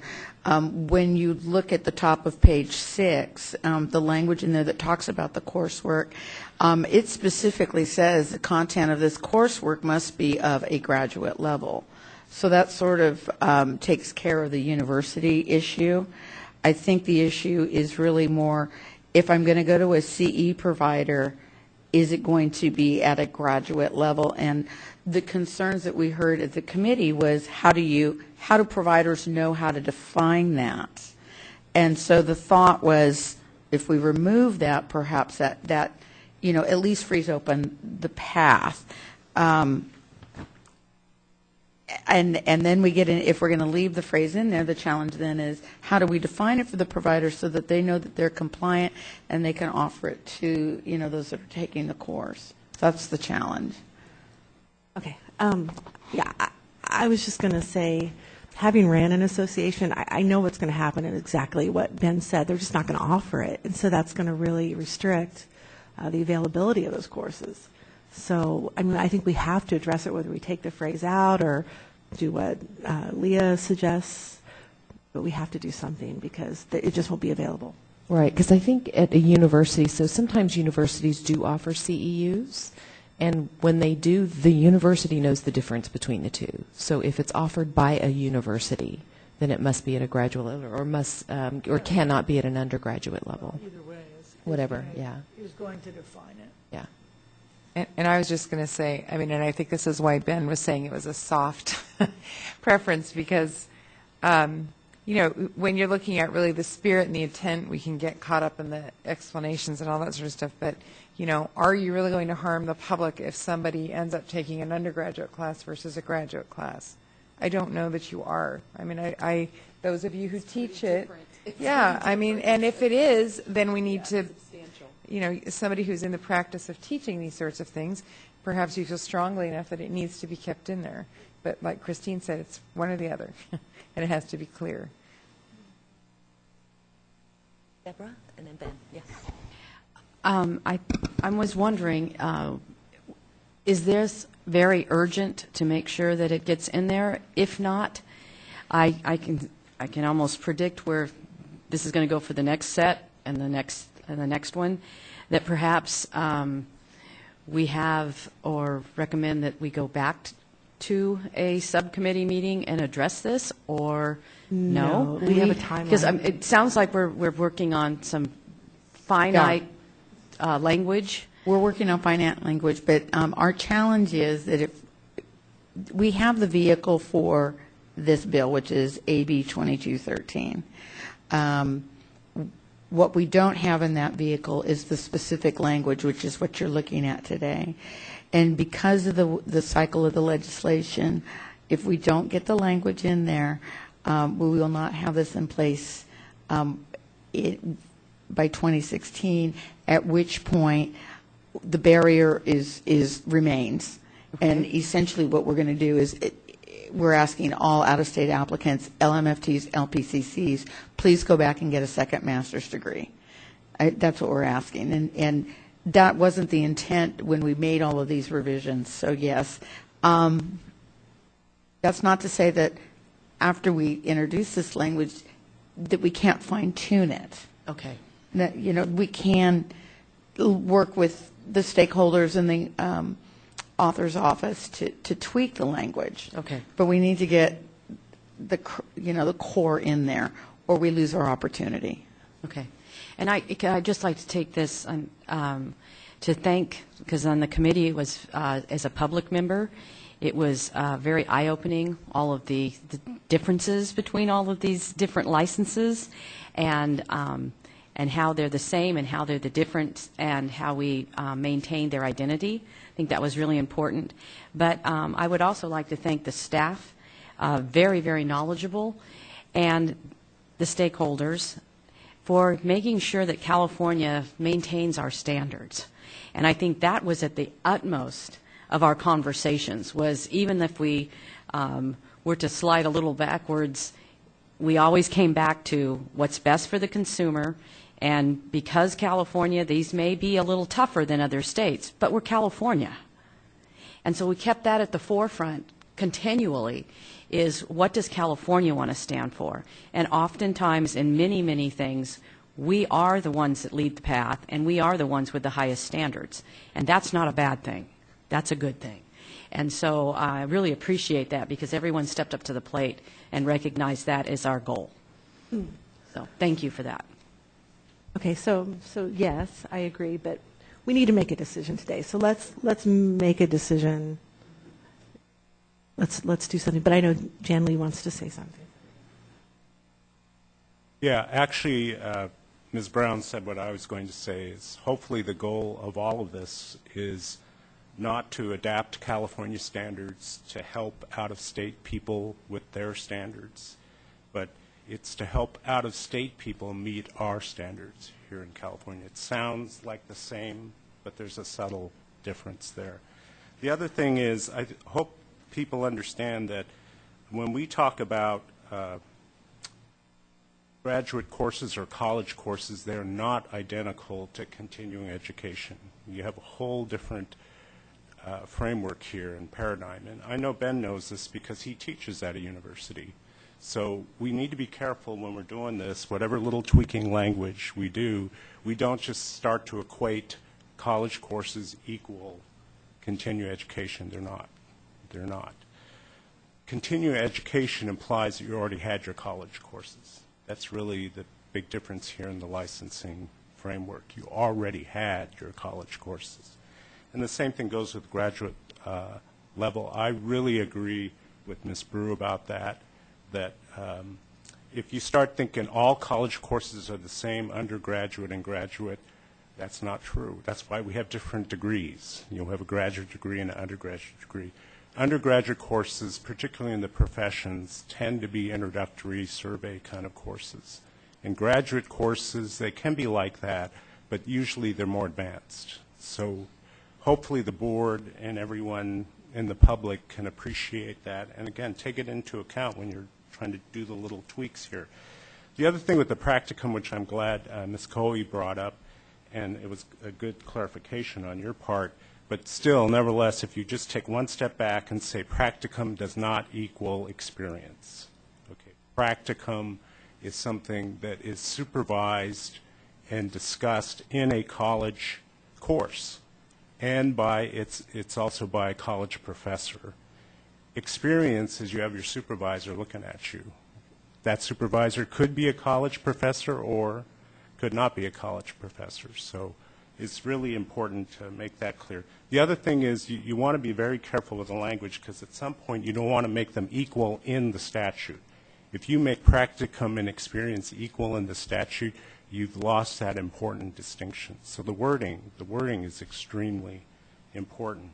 Finally, regards to social work education, hopefully the board can appreciate that we're really two different professions and we have two different educational processes. Somebody already mentioned that the social work degree is nationally uniform across the country. So what you get in Rhode Island is what you get in California. So there's no need for this fix-it kind of equalization stuff that we're going through here. I mean, there's whole sections of statute addressing the differences in MFT education across the country. You don't have that with social work, so you don't need that. The other issue is that no hours in the MSW program count towards licensure. All your licensure experience hours must occur post-degree. So that's another major distinction. And we want to keep it that way. So I also want to address that I believe professionals do keep up with the changes in the policies and healthcare delivery systems. And I'll give examples. On the social work side, I don't know about the MFT side. We had many workshops right after the Mental Health Services Act was passed on recovery. We had many workshops. Again, it's voluntary. It's not required, but it's voluntary. We also currently have many, many workshops on the Affordable Care Act. Many, many. You can just pick up our publication. You'll see something about that. And then finally, we also are seeing many, many courses on DSM-5. Okay, so we have to be careful about saying, well, you all must take all of these courses. The courses are available if the demand is there, and ethical professionals will take those courses. Otherwise, if you start layering requirement upon requirement, and some of them are just sort of not timely. You know, if you suddenly required a DSM-5 course when DSM-6 comes out. It won't be timely anymore. So you have to be careful about it. But anyway, I want to thank everybody for their work on this. Ben? I'll be very brief. Just in regards specifically to the continuing education standard, I really like Ms. Launer's suggestion that you specify that coursework at the undergraduate level is not sufficient to meet that requirement. I think that's a better, clearer standard than a vague graduate level standard for CE. Sarah? Oh, good morning. My name is Sarah Cashing, and I represent CAMT. And I just, again, wanted to thank both staff and the committee members for all of the work that they've done. It was a really, productive discussions that we all had. And I think that a lot of these changes are really going to help improve the process and clarify the process. But I also wanted to weigh in on this issue of the ability to remediate coursework through continuing education and the importance of clarifying if you're going to include the term graduate level, what that means. Because at CAMP we get a lot of these calls, and I really feel that there will be massive confusion on the issue unless you clarify that for folks. And we don't want it to cause an issue where folks, continuing education providers, would not provide the courses. So if we can just really focus in on that, CAMPS would certainly appreciate that. I'm kind of wondering, Diane, if Renee's suggestion would work if we specify that the CE coursework is not at an undergraduate level.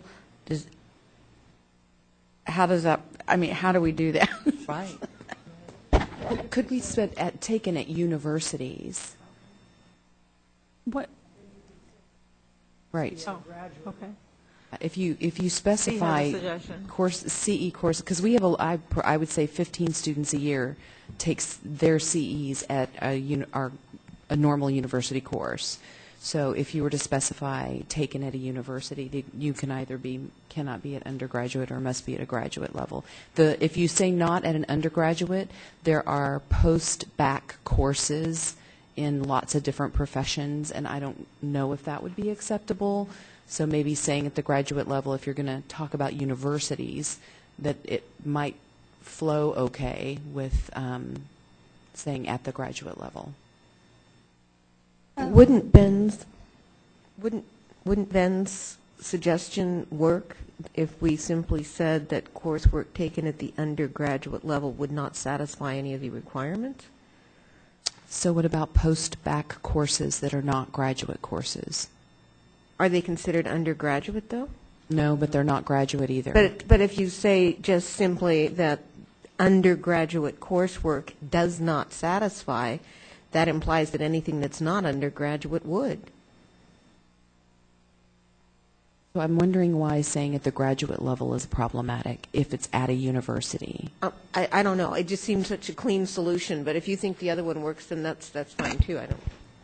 I'll tell you, and I'm a university professor, so I like that idea, and I'll tell you why. Because it is true that CE is not equivalent to graduate level coursework, and so I think what Betty is proposing, I think, gets us closer to what we're trying to achieve.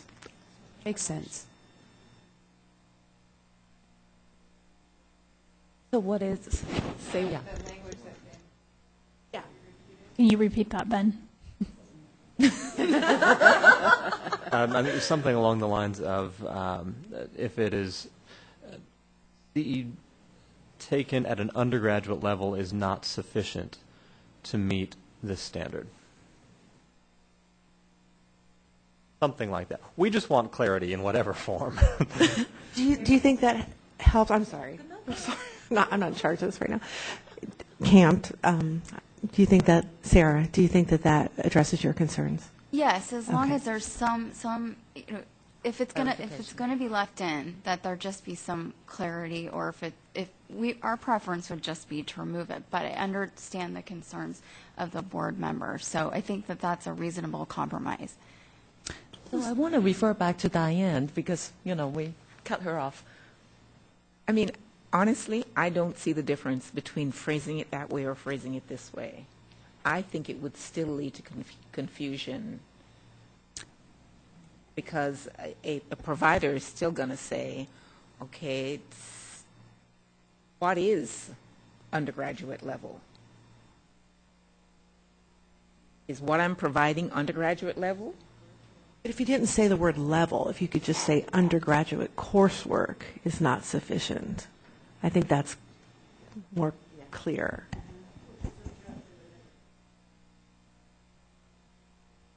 I have a suggestion. It may help to look at an example of the actual language. I'm looking on in the language on page 6, the very top paragraph is labeled paragraph 4. This is one of the places where the change would be made, and in the area of concern is the last sentence in that paragraph. The content of this coursework must be of a graduate level. My thought is, would it help to refer to higher in the paragraph where it says, and say something like, coursework taken from an accredited school, college, or university must be of a graduate level. Of undergraduate level or graduate level? We could just specify it as graduate. So basically, we would refer back to the definition that's earlier in the paragraph. If the course is taken from an accredited school, college, or university, or from an approved educational institution, it would need to be graduate level coursework. Ben? But that leaves in the confusion. Yeah, because it doesn't address the continuing education provider, which is where the problem or the concern is. So I guess then do we have a list handy of the coursework because I know some of the coursework we were requiring that they get it at a university at the graduate level, and some of it we were going to allow at a CE. So maybe it's helpful if we look at that, and if we don't have it handy, maybe we can take a quick break and if you look at the flow chart, okay. So the coursework that can be allowed through continuing education, it's basically everything, the last 3 blue bubbles, all of those can be CE. So with the last 3 blue bubbles. Oh. Yeah, the ones that says section 4980.41 required coursework, and then it's listed in that green box there. So it's the psychopharmacology, developmental issues, child abuse, elder abuse, spousal partner abuse, and then all of the mental health recovery-oriented methods and the California cultures coursework. All of that does not need to be actual university coursework. Although they do take these often from us, at least, in terms of multicultural, even though we way exceed those hours. And what's the other one? And the law and ethics are the 2 that we most often see external people take an actual course, even though they just need the hours of CEs. So I really like the suggestion that Kim brought up. Let's maybe take a quick break, and then for the staff to come up with some alternatives. I think, we beat the dead horse, quite enough. So let's, come up with some real nice suggestions and see, and go from there. All right? Take a 10-minute break and come back.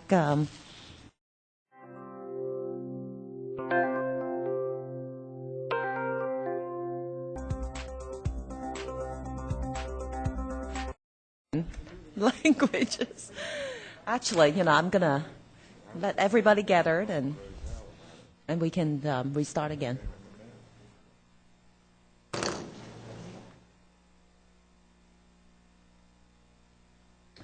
All right. So, Roseanne or Diane, who do you want to introduce the language? I'll speak. Okay.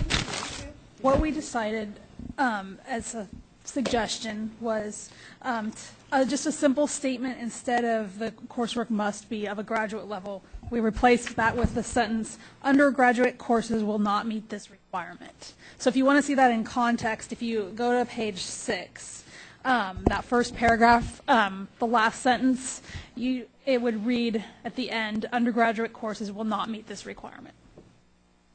So that's the suggestion on the table, thanks to Diane and everybody who pitched in to help at the break.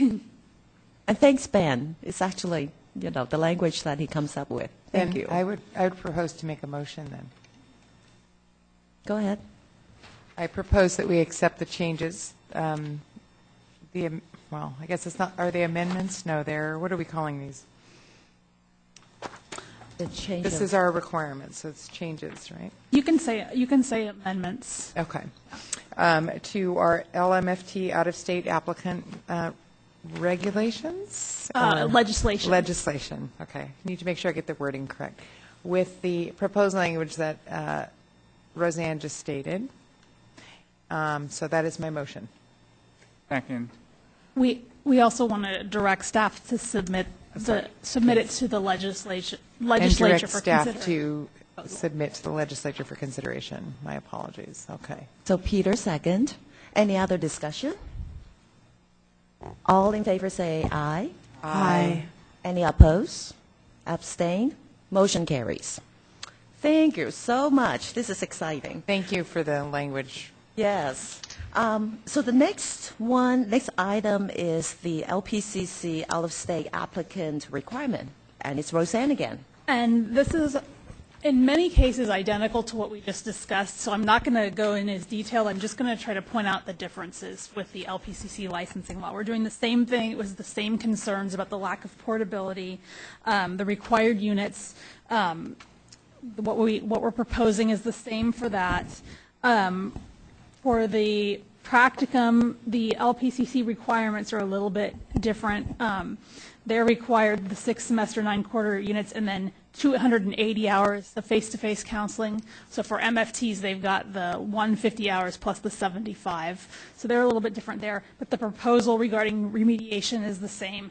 No remediation if unlicensed from out of state, licensed for 2 years, or licensed for less than 2 years, they would be able to make up the hours, the 280 hours as experience hours. Licensed for more than 2 years, we're not going to look at the practicum requirement. They don't need to remediate. One big difference with the LPCCs is that their licensing law has something that we call core content requirements, which is 13 core content areas that applicants must satisfy by completing graduate coursework. And it has to be 3-semester or 4.5-quarter units.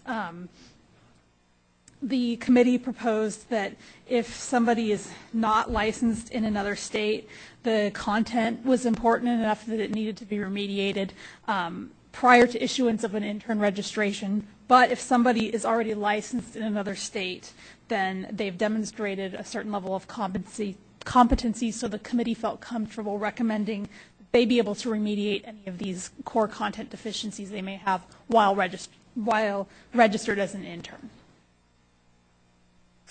The California Law and Ethics proposal is the same. The committee recommended that coursework must be obtained prior to the issuance of an intern registration. LPCCs are required to have 15 semesters of advanced coursework. That's a little different from the setup for MFTs. The committee proposed allowing any remediation of this while registered as an intern. The additional coursework requirements, this is the big long list that's kind of similar to what the LMFTs had. And it was the same problem. And this is really the section that highlighted the need for a change. And so basically the committee did the same things. They gave the topic areas a number of hours. They allowed the coursework to be completed while registered as an intern. Can be through CE, and we have the same graduate level wording that we just discussed. So what I would propose is we consider the same language that we just considered for LMFTs regarding the coursework cannot be undergraduate. The principles of mental health and cultures coursework, that's the exact same requirements as for the LMFTs. Experience for time licensed in another state, allowing to count up to up to 100 hours per month, up to 1,200 hours. That's the same thing as we MFTs. And then, of course, I just said the same continuing education being of graduate level versus not applies here. So at that point, I'm going to turn it open to discussion and any questions. So board members, Leah? You know it. Okay. A question on the core content course requirements. So when we did the grandparenting, they had to have a minimum of 7 of the 9 core courses. Do we have a minimum number of courses, or is it just the 48 units? No, it's the 48 units. Okay, so they could have 48 units in courses completely unrelated to ours and make up all of those courses. Like, let's say we have, what did you say, like 15 core courses or something, 13 core courses. Let's say they have 5 of those and a 48-unit master's degree. Is that sufficient to be considered equivalent?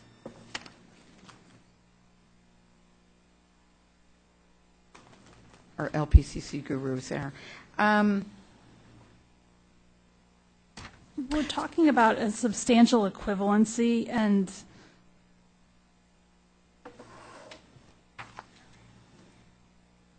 so it basically says, I'm saying this in preparation for what Dean is about to say. okay, Because I would feel better about hers once I clear this piece up.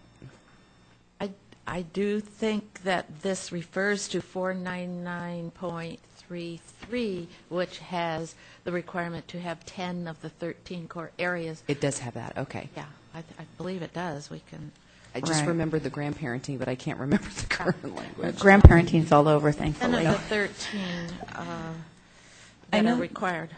Current law for out-of-state LPCCs, they can make up as many core content areas as they need, but the degree still has to be counseling content in nature. So the law does require that, but I think Roseanne's looking to see if it remains that way for when it goes to 13. Whether the degree is counseling and content, is that what you're asking or referenced? Current law, what I'm saying is out-of-state, people can make up as many core content areas as they need right now, as long as their degree is counseling in nature. Okay. That's what the law says. So. All right. talk That's about a broad interpretation.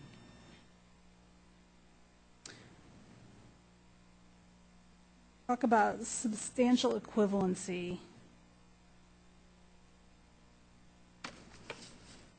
While she's looking this up, to give you some context, I just went to the I do. American Association of State Counseling Boards conference, and some of the requirements are really low in other states and very minimal, and I wouldn't want someone with those degrees practicing in California.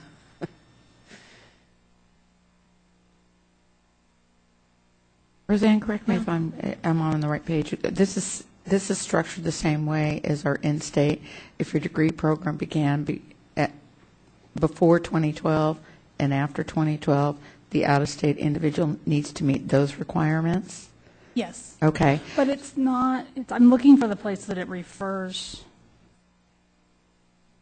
the Roseanne, degree? on page 6, D, the required areas of study, A through M,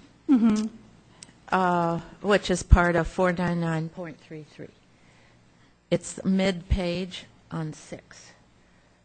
Right, that's the core content areas. Right.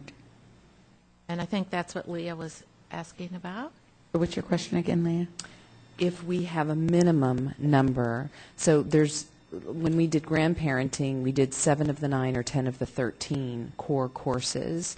And if you're saying substantially equivalent and counseling in nature, they could have counseling the homeless course. They could have counseling, certain populations, or but things that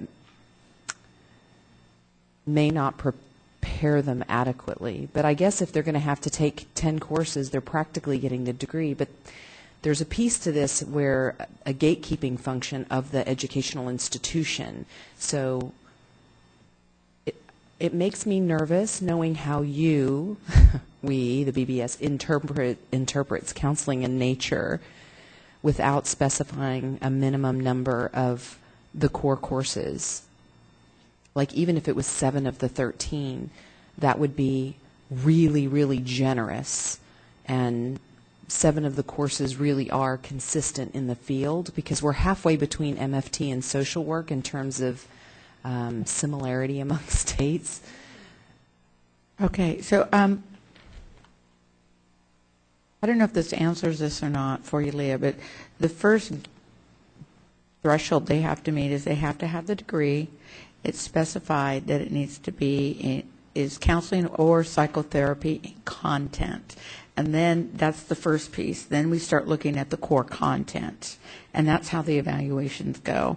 If they're qualifying under 499.33, 10 of the they have to have 10 of the 13. You can make up the balance. And they do have to have the 10 of the 13. That's how that's interpreted. Yeah, because there's a couple. No. Not for out-of-state applicants. In-state applicants with an in-state degree, yes. Okay. For out-of-state, there's not a... There's never, we never put a gap on, okay. There hasn't been, and it needs to be the case. Well, then. Do you see my concern? I see your concern. I can show it with Counseling 101 and basically yoga, yeah. make... You could make up because you could make up all 13. Yeah. Is what you're saying. Yeah. I think that in and of itself is a deterrent because that's an expensive program. Well, the way in which it's not a deterrent is for a lot of the not so high quality online programs. So if somebody has money and resources, they're not a student in a program. They're getting more than half of their courses from this online. I'm not saying all of them are like this, but I know some of them aren't gatekeeping. So part of the work of being in a program is to make sure these people are fit to practice, not just that they get the coursework, but that they have no boundary problems, no mental illness. So if they can make up too much, then I don't know. I guess what would be the objection to even coming up with 7 of the 13? That's just barely over 50%. And I know that 7 of those courses are very, very standard across the country for the profession of counseling. There are lots of counseling programs out there, art therapy and dance therapy programs that are specific to those things, but they aren't counseling programs because we are a unified field. We're not just a hodgepodge of courses. So would anyone object to saying meeting at least 7 of the 13 core courses? I don't. So if my feeling is that if specifying the core content and the classes would guarantee the quality or meet or in your eyes meet the educational requirement better, I don't see any problem to specify it, and it looks like it's a language thing right now. Mm-hmm. So I mean, we could add a threshold in there. I mean, it would be paragraph I. We would have to decide basically how many is acceptable. Right. You have any suggestions? How many acceptable? 7 of the 13 core courses. Dean, what's your feel on that? I was just assuming that they had to meet what's in 499.33, which requires 10 of the 13 to be within the degree in order for the degree to be an acceptable degree. It's got to have 60 units. It's in state, though. But now we're saying that this doesn't go back to that.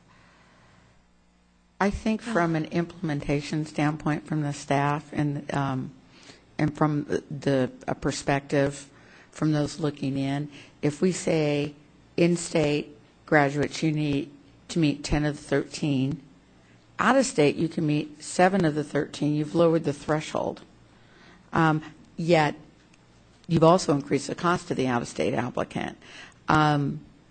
and part of what we were trying to do here is to keep it consistent.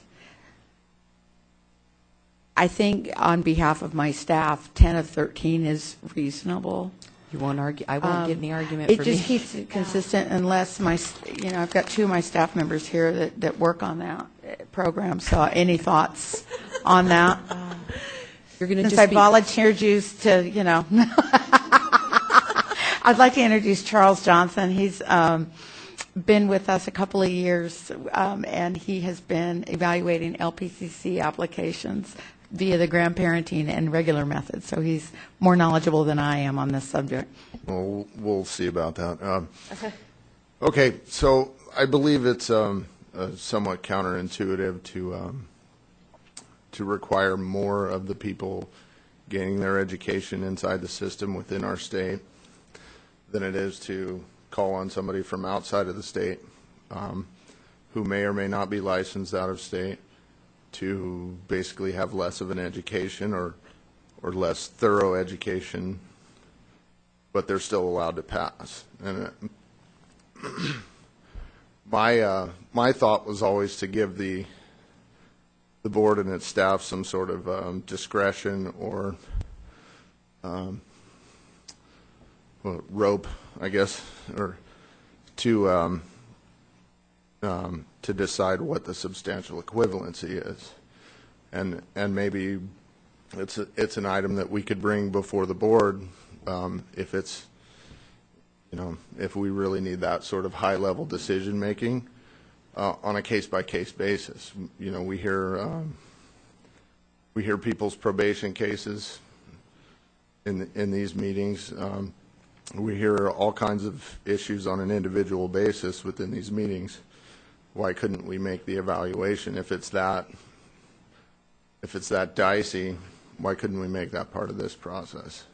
And really, it doesn't necessarily put a number on it. Leah, you were talking about people being able to just sort of pull a degree out of nowhere. No, there are actual programs. I mean, Right. they're just not very good ones. So in the evaluations I've done, what do you think? About 1,000 people, I would say I've evaluated, and a lot of what I see is partial deficiencies, and not necessarily somebody who's just deficient across the board, zeros in all those categories. So it would be like, for instance, if I went to a quarter school, I'd have 3 or 4 units in a certain core content area, and I would be deficient of the law and therefore outside of compliance with the law and have a non-qualifying degree. So I think in that respect we could see that and say, okay, well, maybe it's not in compliance with the law, but what can we do to get somebody like that within compliance of the law? Can they go back to the same school? Is that part of the contiguous degree program? Is it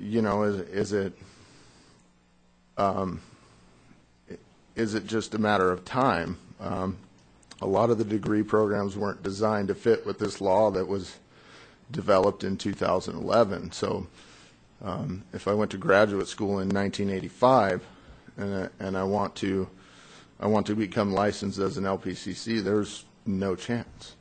Well, I think because if we're following the MFT law, that people who are licensed already have a path. So I'm Right. not as concerned about them. I'm more concerned with somebody who's fresh out of school and moving here, and their Absolutely. degree only has, say, 5 of our 13 courses. Right. So would it be responsible to consider what the standards are nationwide? I realize we're California, and we obviously want to have a higher standard in mental health, but at the same time, we also want people to come here to work. That's why I was saying 7. I know it's a pain in the butt for you guys to know 7 for 1 and 10. 7 of those courses are pretty standard nationwide. Well, 7 would get a lot more people into the exam process for sure, but it also, from the perspective of an in-state applicant, it's also a disservice to that. But the difference is the in-state applicants know what they're supposed to be getting, and people out of state don't know that they're going to move to California. And B, they are making up those courses. Sure. I just want the 7 courses, the 7 basic ones that I know are in almost every good program. Sure. I know those programs gatekeep. So Sarita has a comment. So could we go with what you're saying? If the 7 are so standard across the country, could you say these 7 courses? No? It's still a little dicey. I think it's better just to say 7 courses and not list them, because right. I want to invite as many people who are qualified to practice to be able to practice. I do think Charles brings up a good point about the in-state, because we do have in-state applicants who got degrees in counseling well before this law was enacted, and so just by the luck of the draw, they have that California degree, and they have to meet 10, and then we have out-of-state maybe meeting 7. Just from an administrative perspective, that's going to be an interesting conversation to have. The in-state people had grandparenting. In-state had grandparenting, but even under the grandparenting, we have folks now that we're saying no to in grandparenting because they're in the same situation. I have an 85 degree. It was 4 quarter units, not 4.5, and they can't make it up. I have a letter on my desk now. I had 4 quarter units. You can see that this instruction is in the core content. Why? So when it just administratively it creates tension, just so that you're aware of that. I mean, at the end of the day, if this is where we want to go as a board, then happily to support that. But just if we're making that decision, let's have our eyes open about it and what conflicts that's going to raise internally. So I'm interested, Diane, can you wait on this issue? And well, the only thing that kind of stands out for me, I need you to avoid making decisions across the board without having a regulation in place. So for instance, having staff decide on a case-by-case basis for something like this would not work. You would run the risk of, doing underground regs, because you have a standard that you're applying, but you don't have it in regs. So you'd be violating the law if you do that. So to the extent that you can come up with a set standard, that's best. And Perry. Yeah, I was just wondering, I guess it's a real complex issue here, but if you put in place a person who needs to meet a certain competency level by a course, could you have a process where they can test out for this, so that a person can you have an exam, they take the exam, and they say, okay, you passed at the level that satisfies your competency, then that person wouldn't have to take that particular course. Person fails the test, has to take it. Well, that would be just first blush for me. That looks like an educational component, and that's not something that we do typically as a regulatory agency. The testing for us comes after you've met the educational requirements. I don't know if that's possible.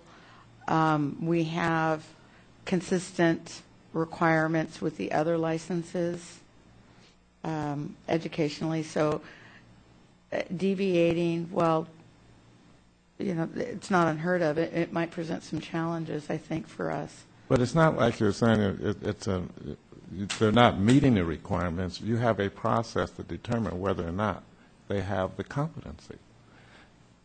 There are other ways of gaining that competency. I'm sure that there is, but if to give them a test before they're qualified for licensure, it's sort of putting the cart before the horse, and you almost have If we're testing before we say, yes, you meet the educational requirements, you're almost giving that individual a false sense of security that, you know, they're going to get licensed. When the standard in California really across all mental health professions and even the attorneys is you get your education first and then you test and then you get your license. And I maybe am misunderstanding what you're saying, but it sounds like we would want to test, then see if the education meets the requirements. Well, that may be one of the ways, but all I'm suggesting is that an out-of-state person obviously is qualified within that out-of-state area. Then they come to California, and they say, well, you know, I think I'm qualified, but whatever they had didn't matter, match whatever our qualifications are. And they say, okay, well, if you can demonstrate that, here's a test you take. And then if that's, if they pass the test, fine. They don't have to take that course. If they fail the test, then they have to pass the course. Take the course, rather. Yeah, we don't, it's a regulatory licensing board. We just, that would be uncharted territory. Yeah. I think, part of what we tried to achieve in the committee was to eliminate, the barriers, but yet keep the standards. I don't know. Yeah, I know that, California was the last state to bring on this mental health profession, and the fight that ensued to get the license here, and the struggles, and then, of course, now we have implementation struggles because of the way the law is all structured, but we're working through it. Honestly, I really think it wouldn't be the best policy decision to require our in-state graduates to meet a higher threshold than our out-of-state, just from an implementation standpoint and administrative standpoint. I think that there's a little, maybe I could frame this in one way that might be helpful. Right now, your in-state people who got their degree prior to 2012 or started their degree program prior to 2012 have to have 7 of the 9. Your out-of-state people, regardless, they can make up any and all core content areas. Now that we're going into the 2012 requirements, the new requirements is 10 of the 13 that your in-state people have to meet, but you still have your out-of-state people that can make them all up. Your in-state people will have to meet 10 of the 13. I think it's going to be really difficult for an out-of-state person to meet 10, possibly, and it will. So you kind of have this, the existing threshold is 7 for degrees earned, degree programs that started before 2012. So I think 10 of 13 we've discussed before with out-of-state might be a difficult threshold. So anyway, I just kind of wanted to bring that up there. Right now it's 7 of 9. It's moving to 10 of 13 for in-state. And so it's a, I don't know if that's helpful or not at all, but. So, Christine, Leah, and then Diane. Oh, no, I don't. Oh, I thought you raised your hand. Okay, so Christine and then Leah. I mean, it might be a difficult threshold, but I just think, notwithstanding the administrative difficulties, I think from a policy standpoint, I just don't, I mean, there should be a standard, in-state or out-of-state. It should be the same. I just don't see a good reason why we would not apply the same standard to everyone. So the argument of the degrees being pre versus post 2012, I think, is a helpful one, with the 7 being the standard. And I guess the difference is, I believe that people who have 7 of those core courses, because they're not from California, other states don't focus on the things that we focus on, and vice versa. There's people here who wouldn't qualify in other states. That people who are qualified to practice should be able to practice. And so they're making up the coursework that's unique to California, and they're qualified to practice. I want them to be able to do that, but I want enough rigor, and I think the 7 pre-2012 standard is reasonable. And I think the other thing is that the new requirements that are going into place, a lot of it is California specific. So you're not going to, I really want to emphasize, I don't think you're going to have out-of-state people that can meet the threshold of 10 of the 13, especially when you might have a partial deficiency. Say you partially met 9 of the core content areas. You might have 4 units down the line, but they're not 4.5 units. You will not be able to qualify. You're gone. So there's these variances that we see come in across degrees. So I think that's a very difficult threshold. Your in-state people, it's not a problem because they've had time to change their educational requirements to meet these standards. But your out-of-state people, like I said, a lot of these that were added, there was 4 core content areas added in 2012. A lot is California specific. So I just wanted to make sure that is considered, because it really will. Charles, would that be your similar experience? With out-of-state degrees, do you think very many would meet the 10 of the 13? I would say at this point, for the grandparenting process, we had difficulty even matching to 7. And so a lot of those people we had to refer through the out-of-state path because the out-of-state path doesn't require those 7, and they can be, they can be at 0 if that's the case. It wouldn't be 0, I have 0 units in all core content areas, though. It would be like I have 4 in all these areas, but it's still. As far as the evaluation goes, it's still deficiencies across the board. So, there's always that. There are always these exceptions, and so we got to a point where a lot of these, we would get an exception here, an exception there, and a lot of the exceptions ended up becoming the rule, and so really the rule has been that most of the out-of-state people who applied for grandparenting would have been better served to apply through out-of-state, given the length of time that it took. And they could have been registered as an intern and gaining supervised hours while they waited for their application to process.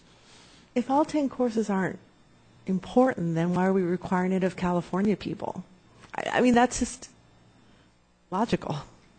Because the law was patterned after the MFT law and the NHSA competencies, which are specific to California. And so, then, even if it's hard for out-of-state people to meet that, I'm just saying, if we feel it's important, it's important. I think what I'm hearing is that 7 is the threshold, and then the additional coursework after 2012 is permissible to make up. You're still going to have to make it up. Oh, okay, yeah. That's what I'm hearing. You still have to make it up. You still have to make it up. It's just, I just want to make sure the interpretation that it's counseling in nature is defined by a minimum of 7 of those courses, as opposed to, if he leaves and a couple of people leave and there's a big, I don't know, maybe some toxic person comes to work in the office and everybody quits, and then they're going to interpret it who haven't gone through these processes, then that makes me nervous. So we're still, I just want to make sure I'm clear, the out-of-state people are still eventually going to have to make it up. Okay, then I'm good with that. So Can I clarify here? So the 7 of 9 right now for in-state applicants or for a grandparent applicant, that's just to get in the door. That's for eligibility to exam. And of course, grandparenting has a pretty rigorous battery of exams that one would have to complete. But if they don't have that 7 of 9, that's a non-starter. We've taken $180, and we tell them they don't get to qualify for a license. That's it. If they meet the 7 of 9, they still have to remediate to 9 of 9, as well as the additional coursework. And, in the case of a traditional application, the advanced coursework as well, which can be remediated. A lot of times it's actually already built into the degree program. But that, like I said, if it's not 7 of 9 or 6 of 9 pre-96, it's a non-starter, and that the pre-96 doesn't apply to traditional applications either. So. So do we need the language to specify Leah's concern that those core makeup classes has to be of counseling courses and psychotherapy nature, something like that? You need to do that. Yeah. Because the way that the out-of-state law has been for LPCCs, it doesn't, it just requiring the remediation of the core content makes it counseling in nature. There's nothing specifically that says the out-of-state has to be counseling in nature. Any other discussion apart from that? Oh, okay, go ahead.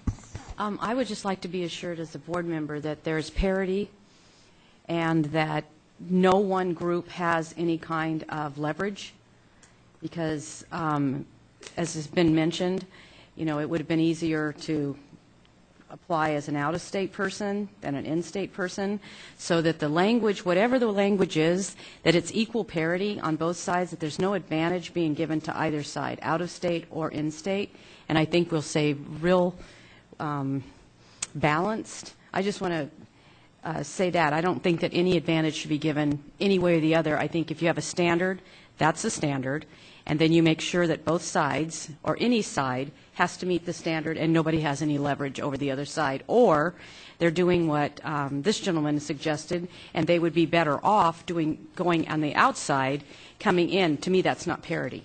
So that's what I just let him say. Dean? Yeah, so what we've been talking about now is whether the degree would be acceptable. So it's kind of step one. You have to have a degree that is counseling in nature that contains X number of counseling courses, but you would still need to make up all 13 courses. So where I'm looking is on page 6, A, for applicants who obtain their degree within the timeline prescribed by .33, that's the 2012, those who started their degrees 2012 and after, the degree shall contain no less than 60 graduate semester or 90 graduate quarter units of instruction, and here would be the new language, and includes 3 semester units or 4.5 quarter units in 7 of the 13 core content areas. Does that do it? I like it. Okay. It works for Roseanne and Diane. Isn't it 7 of the 13 core content areas? Core content areas. So that would make it very commensurate. And I just wanted to be sure everybody understands they still have to take all 13 core areas. We're just saying this is the definition of a qualifying degree.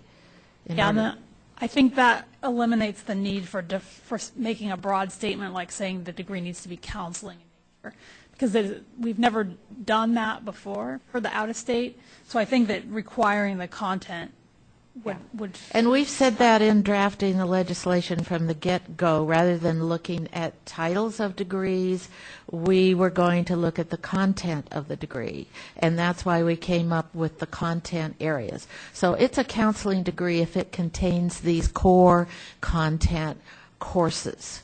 So then we're just talking about, okay, how many of those core content courses are necessary? So I think we've agreed on 7. And okay, what I would like to talk about is probably best viewed on attachment B, where we take the requirements for the out-of-state applicants, and we have set a pretty high standard, especially with our 2012 requirements and all our MHSA California content. But we have allowed out-of-state applicants to remediate. And I think that's important, because we may have our standards, but their state may have had different standards. So if we allow people to proceed, even though we give them a lot of hoops to jump through, they've got to probably take a number of courses as well as the California core content courses. So unlicensed and licensed applicants have a pathway to meet our high standards, so that's good. All except for the unlicensed applicants who might not meet our practicum requirement, which is now a very high standard. We moved to 280 face-to-face hours for the practicum. Now, we've just been talking about even our California MFTs have 150 face-to-face hours. We chose the 280 hours because that is our national accreditation standard, CACREP. You've probably heard that used. So we jumped to the CACREP standard, which is fine for us to do, but now we are not going to allow degrees awarded in other states to even begin to try to meet our standards here in California. So if we have an unlicensed applicant, and I email with people who are finishing their degrees in their state, they're going to come here to do their internship. So we would have to say, if you don't have 280 face-to-face hours in your practicum, you can't come. I suppose we would say you need to stay in your state and get licensed there because we have such a high practicum requirement, and it seems unnecessarily arbitrary to me to say your degree is not good in California if it didn't have 280 hours within the supervision, pre-degree supervision. What I would like to suggest is that we just allow those unlicensed people to remediate those hours the way we allow the licensed people, or some other way, just so they're not stopped for only that hour requirement. I did look at the American Counseling Association's manual that they have on other states' licensing requirements for professional counselors, a state-by-state report. And in the summary of each state's licensing requirements, many states only measure the practicum by total hours, not even units, the way we require. So that may already be a problem for our evaluators. Some do. Nevada and Wisconsin only require a 3-credit practicum. We require a 6, which is kind of the average. Rhode Island requires a 12-semester hour practicum. So there's quite a range across the country. Only 5 states listed their face-to-face hours for the practicum, and they range from 100 hours. So if we have someone who's graduating from a university in Texas or Indiana, that they were looking at the standard of 100 hours of face-to-face hours in the practicum because that's their state licensing requirement. So 180 hours is what North Carolina requires, and 300 hours is what Hawaii and Nebraska require. So you can see it varies. So I would just like to suggest that we allow non-licensed people to remediate the practicum by getting those hours as an intern or whatever we feel is reasonable. I have a question. But I may be confused because I'm not a counselor. But aren't practicum hours, isn't it quite different than intern hours? Because with the practicum, you're going back to the classroom and you're talking with your teacher and you're talking about, and you have more courses, whereas an internship is more just supervised practice. Isn't it different? I mean, how do you remediate practicum when you're out of school? it's probably not exactly the same, but we would still require the 6 units of practicum within the degree, supervised by the university. The only question here is how many face-to-face hours were required within that practicum. And who knows what the proper number should be. We've taken the high road. I mean, maybe we need to lower that so more people can meet it, although I don't think Leah would like that. I thought we took the mid-road. Or the mid-road. I'm just saying we've taken the high standard. Who knows if that's the correct number of face-to-face hours. And we have already, we're already suggesting for the MFTs and the LPCCs that out-of-state applicants can remediate those practicum hours and take them as intern hours, because that's the best we can do. They've already graduated. They can't go back and redo the practicum. But for us to say a degree is no good because of your face-to-face hours and your practicum seems like a pretty high bar. Patricia? I have to say, this is a little frustrating because I think we talked about this at our committee meeting, did we not? And I mean, we've already kind of had these conversations, so I'm not sure why we're back here again. And we did arrive at the 280, and I have to confess, I don't remember the logic behind it because it was many months ago that we discussed this, and maybe staff can help. Well, But 280 is in our law, so we didn't discuss that at the committee. That's set in the LPCC But that's, I think, why we went statute. with it, though, right? I mean, I think we kind of thought we didn't really have the choice, and so we chose that. I mean, The only I mean, question is we- whether we allow people to remediate that or not. But we had that discussion, too, about remediating. Who remembers it? Somebody does. We had the discussion about remediating, and that's really why we landed on if you're licensed for 2 years, we wanted to recognize that because clearly you met the licensing requirements in the state you held the license. So to have that individual come back and remediate the hours seemed really punitive, as opposed to someone who's not been licensed coming into and finding themselves in California. And knowing that there is a subtle difference between practicum and then the internships and supervised work experience, how do you remediate that?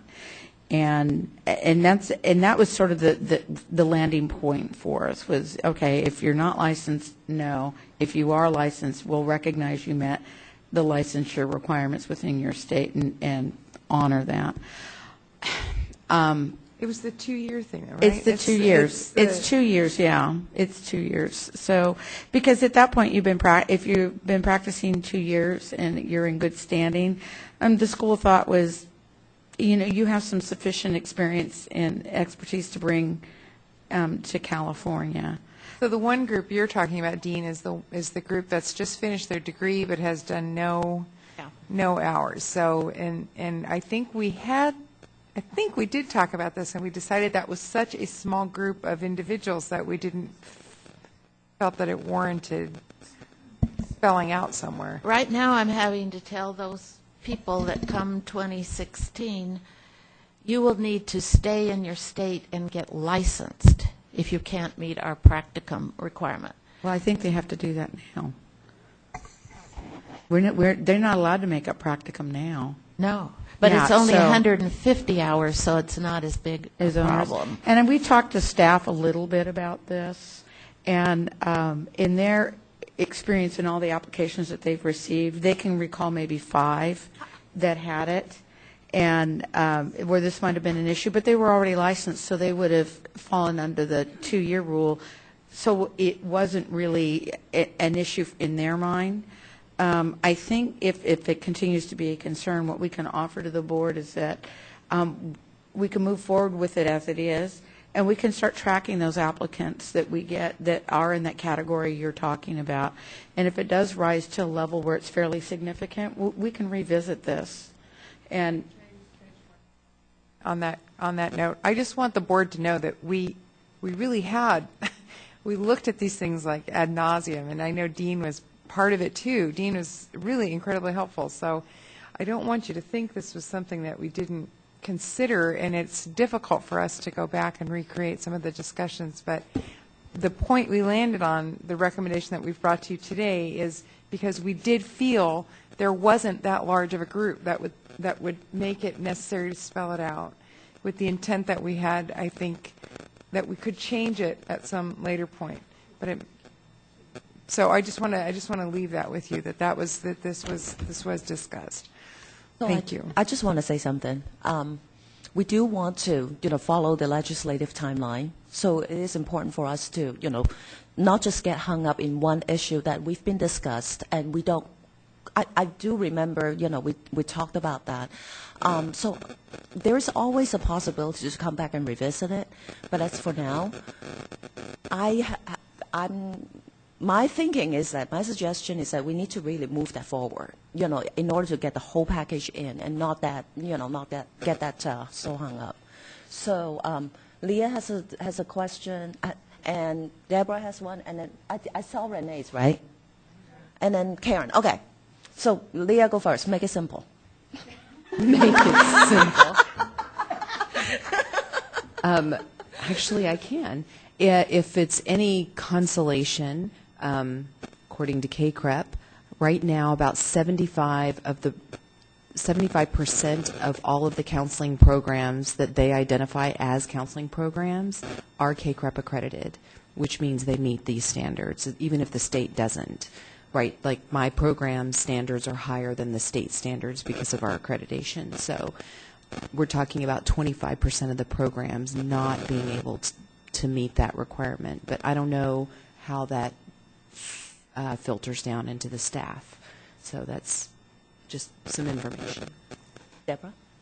I think when we talked about the small pool, one of the things that was considered were the military people and the people who might actually have to be moving from state to state. And I believe that we compensated for that. And there was, didn't we discuss that there would be provision in there for those that by military would have to, it's either in this or there was some other bill or something that the governor had passed about the military people having some kind of an exclusion. It's no exclusion. What those bills require us to do is to sort of expedite the processing. But even though you're processing on an expedited basis, the applicants still need to meet the educational requirements for licensure. Essentially, it means I look at your application as a military person before I look at Christine's. Okay.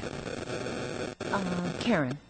Now, I think Kim's on to something, maybe because I thought of it at the same time, like 5. There are going to be 5 people that we're talking about here. And I think that maybe one more criteria we ought to be considering is the number of people who are likely to be affected by this, at least from what we know now, so that we don't spend time disproportionately on a group that represents so few people. And let that be, and you're keeping track of that, let that be a part of the discussion. We could definitely commit to tracking it. And you know what happens often with any of our legislative proposals, it's usually because the staff notices that there's a trend.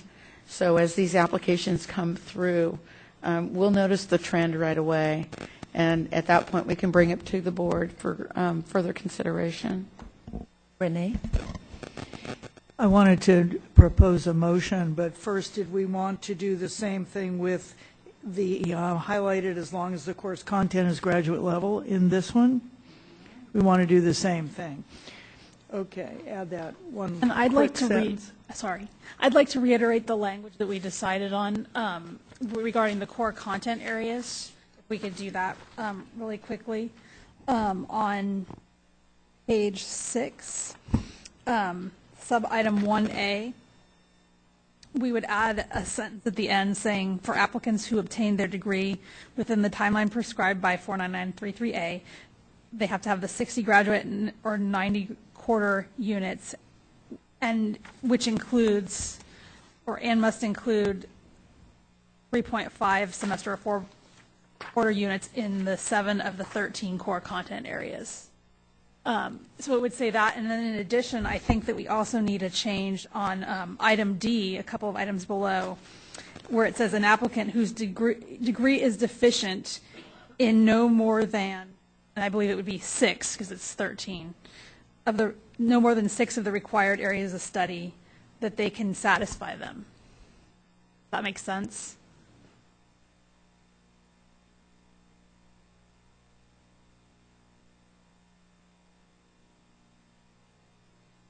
In D, it would read, an applicant whose degree is deficient in no more than 6 of the required areas, because we're requiring them to have 7, so there's 6 left. Gotcha.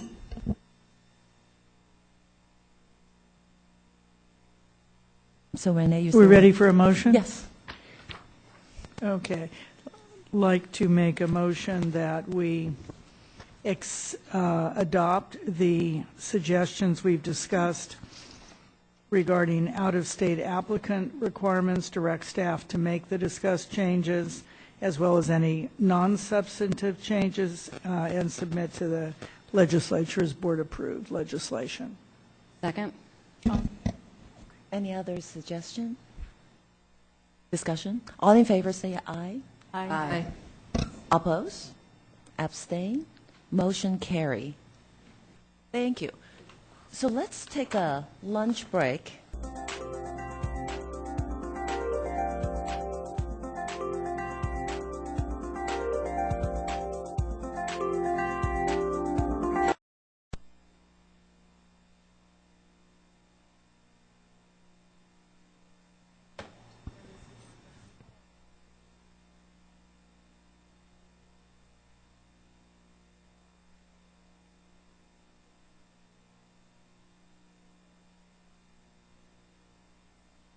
Have a quorum.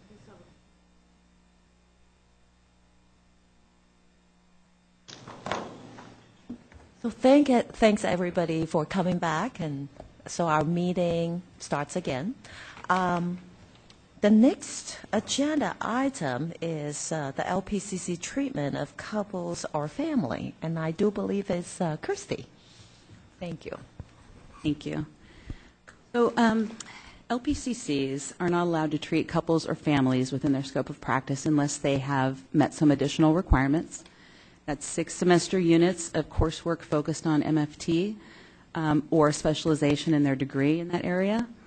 They need to have 500 hours of supervised experience treating couples, families, or children, and that's supervised experience. And then they have to do continuing education every renewal cycle to keep that active.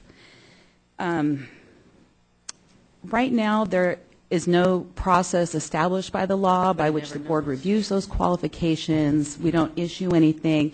Right now, it's up to the practitioner to determine for him or herself whether they've met those qualifications and then go ahead and practice. So it's raised a number of questions, and we don't necessarily have a way to answer some of those questions. So we're proposing a regulatory package, and I'll talk about the different pieces of it here. And for those of you who've been on the board a little longer than a year, this was a proposal, something similar, I think it was November 2012. It originally came before you, so this is a little different of a proposal. Okay, so some of the questions that have come up, I'm going to skip to the next page and just kind of go question by question. So people are not... they've asked about how should I document these? How do I know the classes qualify? How do I know if everything that I've done is acceptable? So right now they're just judging it for themselves. And how would a consumer or employer verify that somebody has met those requirements? So again, there's nothing issued, no process for that. So, and for the board, the only way that we have to determine whether somebody's met those qualifications is if we did a random audit or there was an enforcement case or something like that. So what we're proposing is that we ask, or that we require submission of a form or an application to the board that, where they, send us a transcript showing the courses they've taken and documented their supervised experience, and then we would let them know if it qualifies. So pretty basic process there. The other piece is that what we're going to ask them to do is once they get that documentation is to provide it to a consumer. If it's a couple or a family, they would be required to submit to show that to them before they begin treatment. It would also be required to someone who is supervising interns who are treating couples or families will be required to provide it to the supervisee.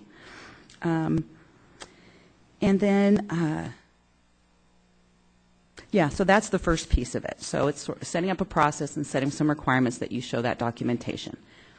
The next issue is the way the law is written. It just the supervised experience, the 500 hours, has to be supervised by an LMFT or an LPCC who's already met the requirements to treat couples and families. But the law does not provide us any further guidance on what qualifications a supervisor must meet, that type of thing. So right now, current law has a definition of approved supervisor for people gaining their licensing experience, and we're proposing that we adopt that requirement for this experience. And what that would entail, it just basically says they have to have a current valid license doesn't have disciplinary action, that they have not provided therapeutic services to the supervisee, and that they have professional training and supervision. And the other thing that it would do is open up supervision of couples and families to other license types of that experience. So we'd open it up additionally to an LCSW, a clinical psychologist, or a psychiatrist, as long as they these other types of licensees have meet the competency that their competence level is such that they have their own experience in treating couples and families, that they are qualified. So we're recommending adopting that those definitions. Another issue that came up, and this came up through, we met with some employers, specifically county, and there was some confusion. We were able to clear up some of the confusion, but one of the issues came up is we're afraid to hire somebody to treat children because we're not sure how, if there's somebody who doesn't meet the requirements yet to treat couples or families, we have jobs where they need to see children, so how can they interact with the family? And there's really nothing explicit in the law that talks about that, other than they can't treat the family. So what we're proposing is just to clarify in law that although a person who doesn't yet meet the requirements can treat a child, that they can provide collateral consultation with the family to, talk about treatment plan and resources and that type of thing. Then we are also, there's some technical amendments, as there is with everything. Right now, trainees in practicum, one of the areas that they're permitted to treat are families. It's specifically mentioned in the education law. And so we're just clarifying that they can treat families as part of their practicum, but those 500 hours, or any hours cannot count toward the 500 required to eventually treat couples and families. We don't allow pre-degree experience to count for anything else in the LPCC program, so it would just be consistent there. There are a couple of forms that we're just changing for consistency and to allow people to more easily track those hours. So we've got a couple there.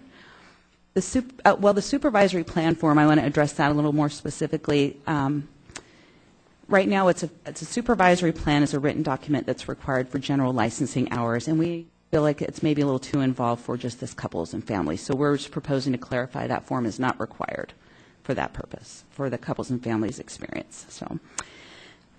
Policy and Advocacy Committee, at the last meeting, we considered the proposal, and I just wanted to bring to your attention some of the things we already talked about, and just so that you kind of understand some of what we kind of gone over. The first one I already mentioned is that if you're supervising, you have to be competent in the practice of marriage and family therapy. So that's something we had added to the proposal.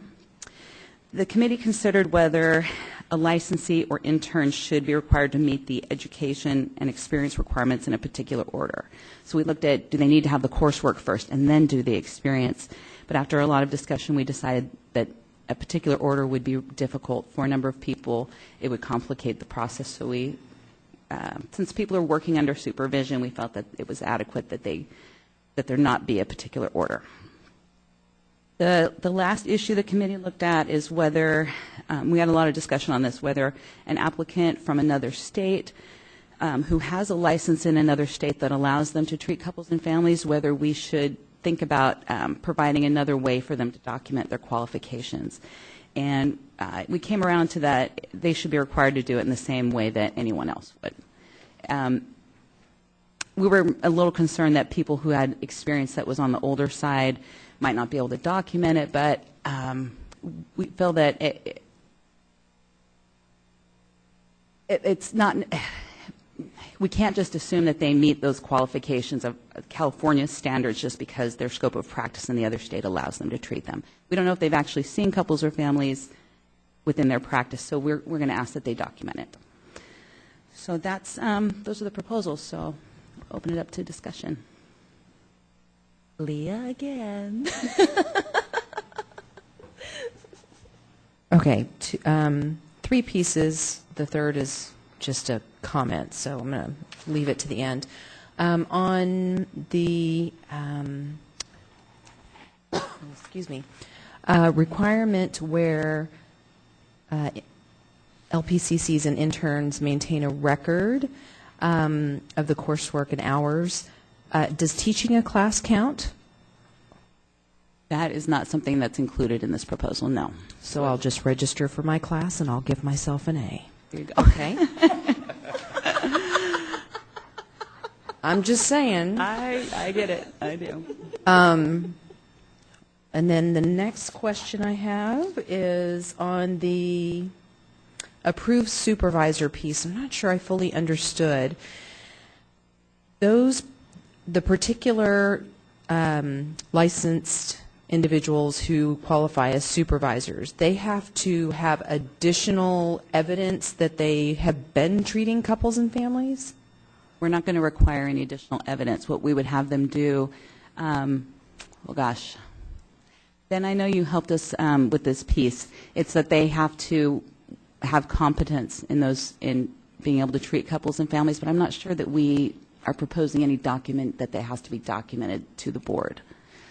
So, if I may, what we've talked about is essentially self-certification. So there's, as it is right now, if you're supervising an MFT, there is a checkbox on the supervisor responsibility statement that says if the supervisor is from another profession, that supervisor is saying, I have adequate knowledge, training, and experience to supervise this person in the MFT profession, so enough knowledge in the MFT area.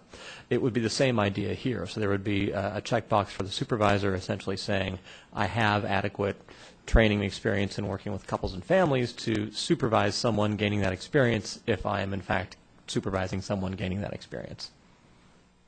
Okay, so it'll only be an issue if somebody has a complaint against them. All right.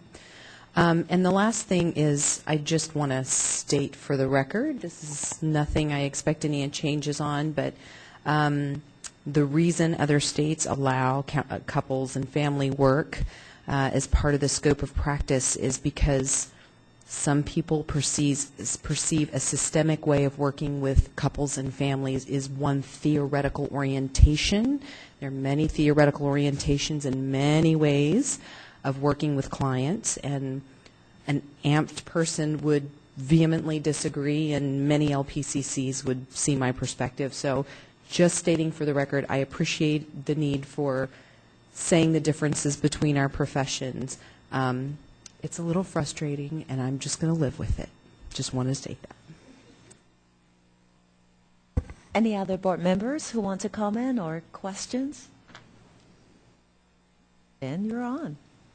Thank you. This again is just a brief comment of thanks to Dean from CalPIC, to Christy from board staff, to everybody from the board who has taken the time to understand these issues and the struggle to effectively balance recognition of the distinctions between the professions with a need to not close people out of positions for which they are in fact appropriately qualified.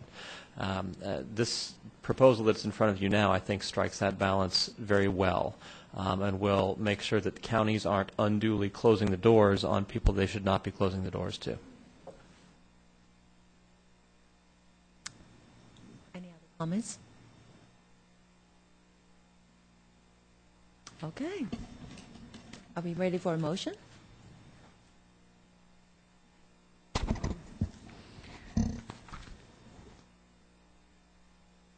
regarding LPCC treatment of couples and families.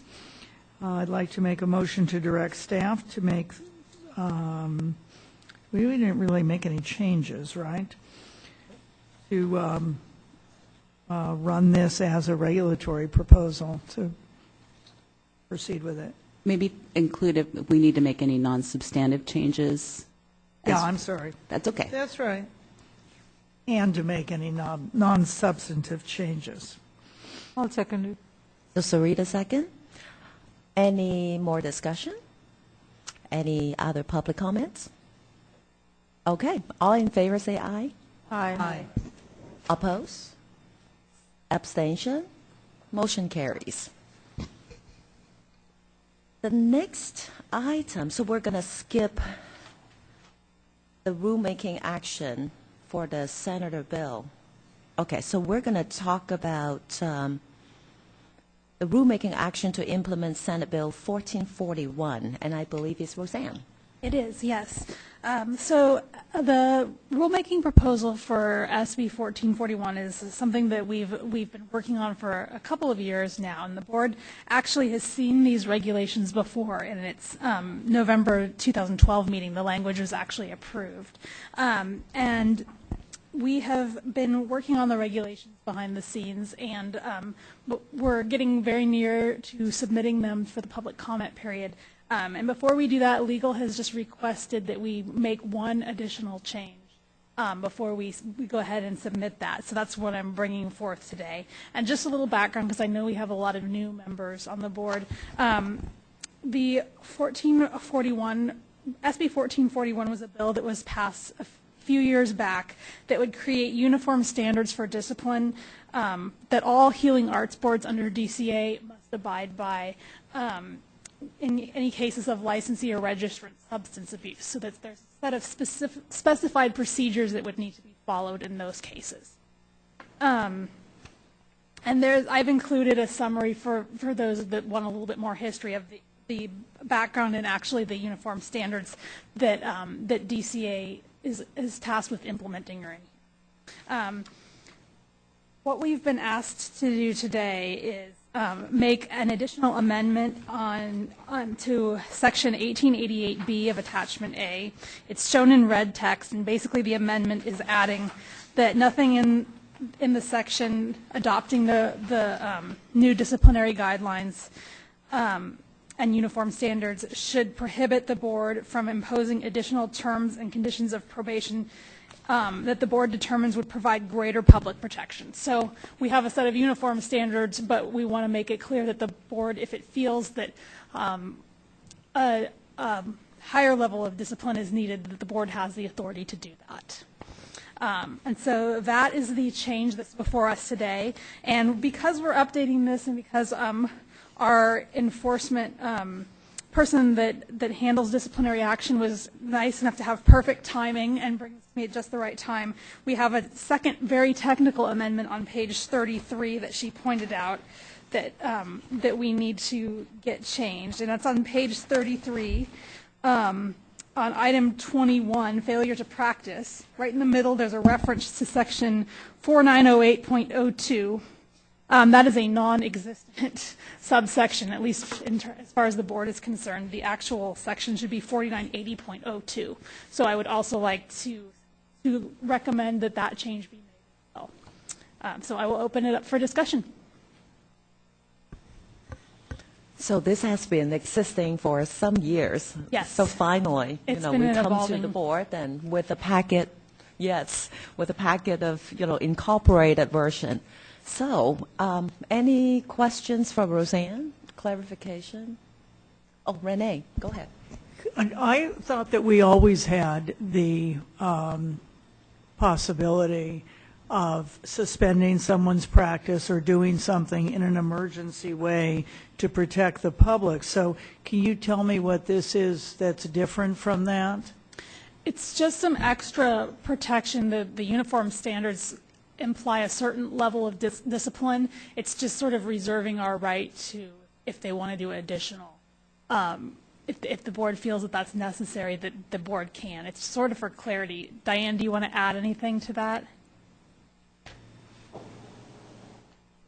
So your question is, how is this different from what we've been doing? Well, we already had emergency.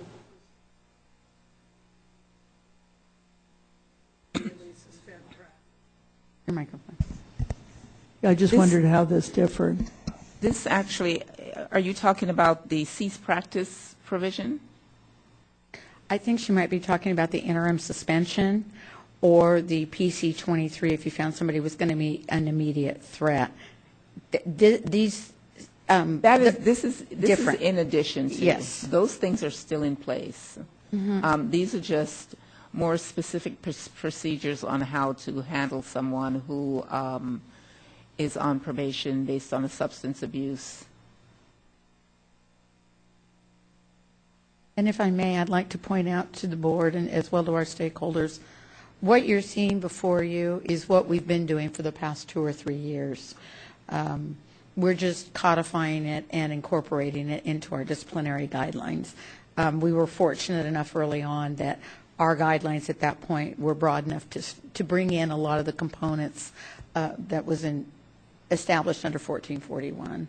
So essentially, there's not going to be a lot of change, but in terms of application, but it does put everything in writing so that it is out there and it's there for the administrative law judge, it's there for the Deputy Attorney General's office, it's also there for the stakeholders to look at.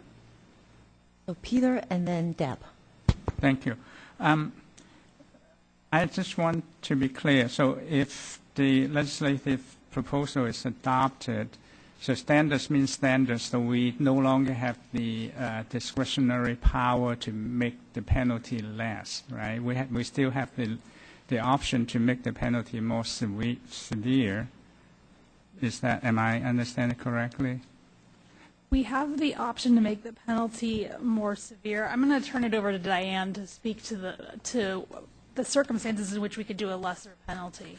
The reason why I ask the question, usually we have some mitigating circumstances, we have some discretion, but if we adopt the standard, does that mean that that discretion is taken away from us?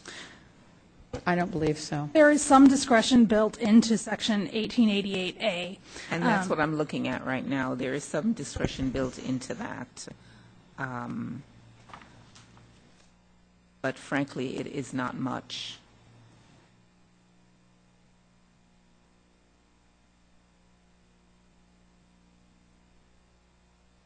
Does it answer your question? Yeah, it is what it is. Okay. Yes. So Deborah? My question, sorry.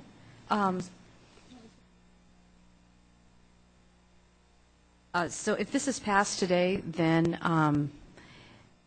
with the, as you said, the codification of this, then we will have met the standards and we will be completely on board with the uniform standards? We've been meeting the standards anyway. What the action today is basically the official implementation of the standards, which is what the legislature is looking for all healing arts boards to do. So if this passes today, we are in compliance? Well, we're in compliance with initiating the rulemaking Yes. package and adopting the standards, yes. Yes. Yeah, it still has to go through the rulemaking process. Okay, thank you. I'm a little confused because this 1888 does say nothing in this section shall prohibit the board from imposing additional terms or conditions of probation if the board thinks so for private public protection, etc. Presence of mitigating or aggravating factors. So was that your question, Peter, that if it doesn't take away the board's discretion to have stronger penalties? Is that right? That is correct. Yeah, but I'm asking about less penalty. Asking about less, and we did, I mean, basically, if there were mitigating factors or somebody rebutes a violation, the board would basically need to be able to show that that was valid. Is that correct, Diane? Basically, if somebody rebutes it, the board would have to make the case that that was a correct. Yeah, yeah. rebuttal. So basically, what this does is if they're determined to be a substance abusing licensee, if they rebut that determination, then this would not apply to them, right? If they rebut the presumption that they're a substance abusing licensee, this would not apply to them, right? Right. Okay. So, Peter, I think you said it best when you said it is what it is. And I think that just kind of sums up where we're at on this. You're correct. Patricia first, and then Leah. Well, that was why I was asking you about it this morning, because we have seen this so many times. That's why I was surprised. You know, I knew we were going to talk about it, and I thought, haven't we not already adopted it? But now I see this is, and I see the one little change in there too. So, but that's why I was a little bit confused this morning when it came up on the agenda and I saw it. But when the time is appropriate, I would like to make a motion to approve this with the languages added. Relating to what was brought up before, so the statement that says in the bottom of A, unless the board establishes that in particular case appropriate public protection can be provided with modification or omission of a specific standard as a term of probation, because I know sometimes applicants, this would fit for applicants as well, right? Interns applying for, so maybe they've been 30 years sober for one DUI. We can eliminate the whole probation altogether, because this sounds like a single term, but it implies we could remove all the terms, right?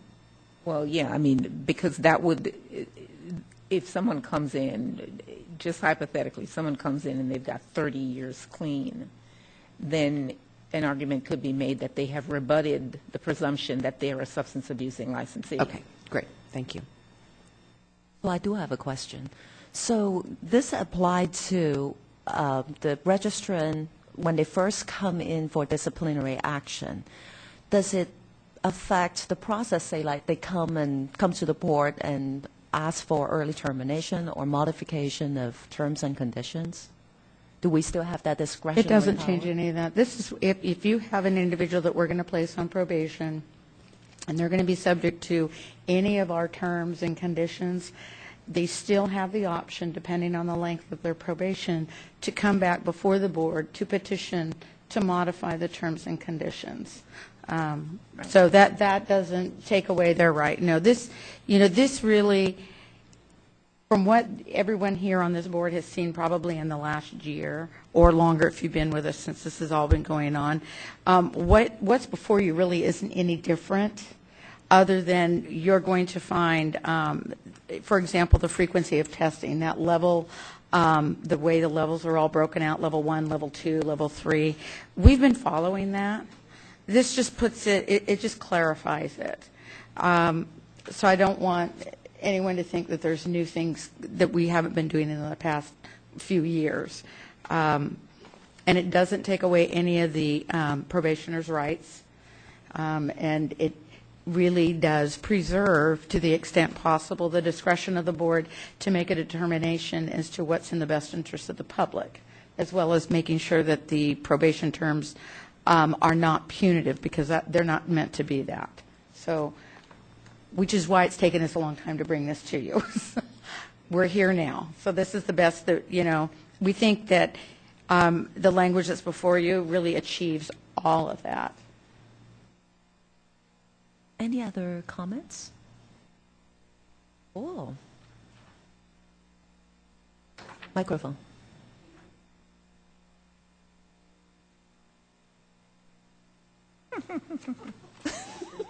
All right. I would make a motion to direct staff to make the changes that we discussed and to pursue a regulatory proposal. Second. So Peter, second. Any other comments? Any other public comments? Okay, all in motion, say aye. Aye. What's that? Oh, sorry. Oh, afternoon. Say it again. All in favor, say aye. Aye. Any oppose? Abstention? Motion carries. Thank you. Very good. Okay. Next item is the legislative updates. So it's Roseanne again. That's me again. Yes. Okay, so the board is sponsoring 3 bills this year. I'll go over them each briefly. AB 2213, the author of that is Assemblymember Eggman. That's the proposal that we heard today about out-of-state application requirements for LMFT and LPCC licensees, and of course, the board approved going forward to that with some specified changes. The second bill proposal we're pursuing is AB 1843. This is the child custody evaluation bill proposal. The authors are Assembly Members Jones and Gordon. This is currently a spot bill right now. The board staff has arranged a series of stakeholder meetings, the first of which is taking place tomorrow morning in order to discuss this bill and the specifics of the language. And then the third bill that the board is pursuing is the omnibus bill. It has not been introduced yet. There's no bill number. That one usually comes a little bit later. And the board approved the last of the items that will be submitted in that today. So those are our 3 bill proposals for the year. Thank you, Roseanne.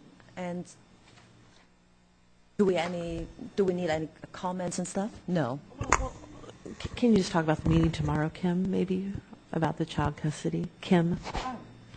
Good afternoon. Yes.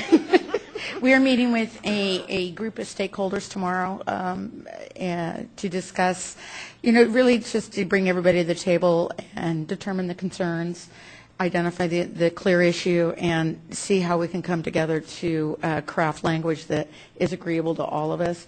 We're hosting a couple of different meetings, so we just look forward to everybody participating and providing their input. So, and we're also, the Board of Psychology is also going to be in attendance as well. All right. No question? All right. The next one will be the rulemaking update, and that's Christy. Okay, so the first one that Roseanne's been working on is the continuing education regulation package, and it's been moving through the process, and right now it's under review by agency. So we're waiting for that to come back. The disciplinary guidelines, the SB 1441 that you just looked at, of course, we'll do as we do after board meetings and something's been approved. We begin working on it, get it through the process. Same with the LPCC couples and families, so we'll get that going as soon as possible. And then the exam restructure, as was mentioned earlier, there's some issues that we discovered that need to still be worked through, and we are planning to bring it back to the board in May. So that's that. Awesome.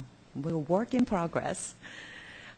So, yes, Patricia? Thank you. Are the 2 bills, the Eggman and the Jones, have those been introduced? Did they just get introduced this session? Or? They were just introduced. Okay. The child custody bill, the Jones and Gordon bill, is a spot bill right now. Okay. Thank you. All right. Any suggestions for further agenda items? Agenda item. Future agenda items. In the future, I would like to see the board or the committee of the board to discuss our advocacy role. That is how this board can help promote mental health, and also how we can help to destigmatize people seeking mental health help. And I really think it's a major problem in the state, and I have 2 teenage daughters, and I know their peers, they're stressed out. They will never admit they're stressed out, and because they're being stigmatized if they seek mental health help or counseling, and the peers might think less of them. So that kind of issue, I just want to have a discussion in the future. What do we have a role, and if we do, how we can do it. And Kim suggested, well, maybe we can partner with some other organization to do public service announcement and as a co-sponsor, that kind of thing. So I really think what we're doing is fine, but I just think that we might be more thoughtful for our advocacy role. Any other agenda items? Okay, we're good. Okay, next one is the public comments for items not on the agenda. No, nothing. Okay, I love after lunchtime discussion. Okay, so I guess that this will basically adjourn our meeting. So right now is 2:19, so meeting's adjourned. Thank you so much. Very good.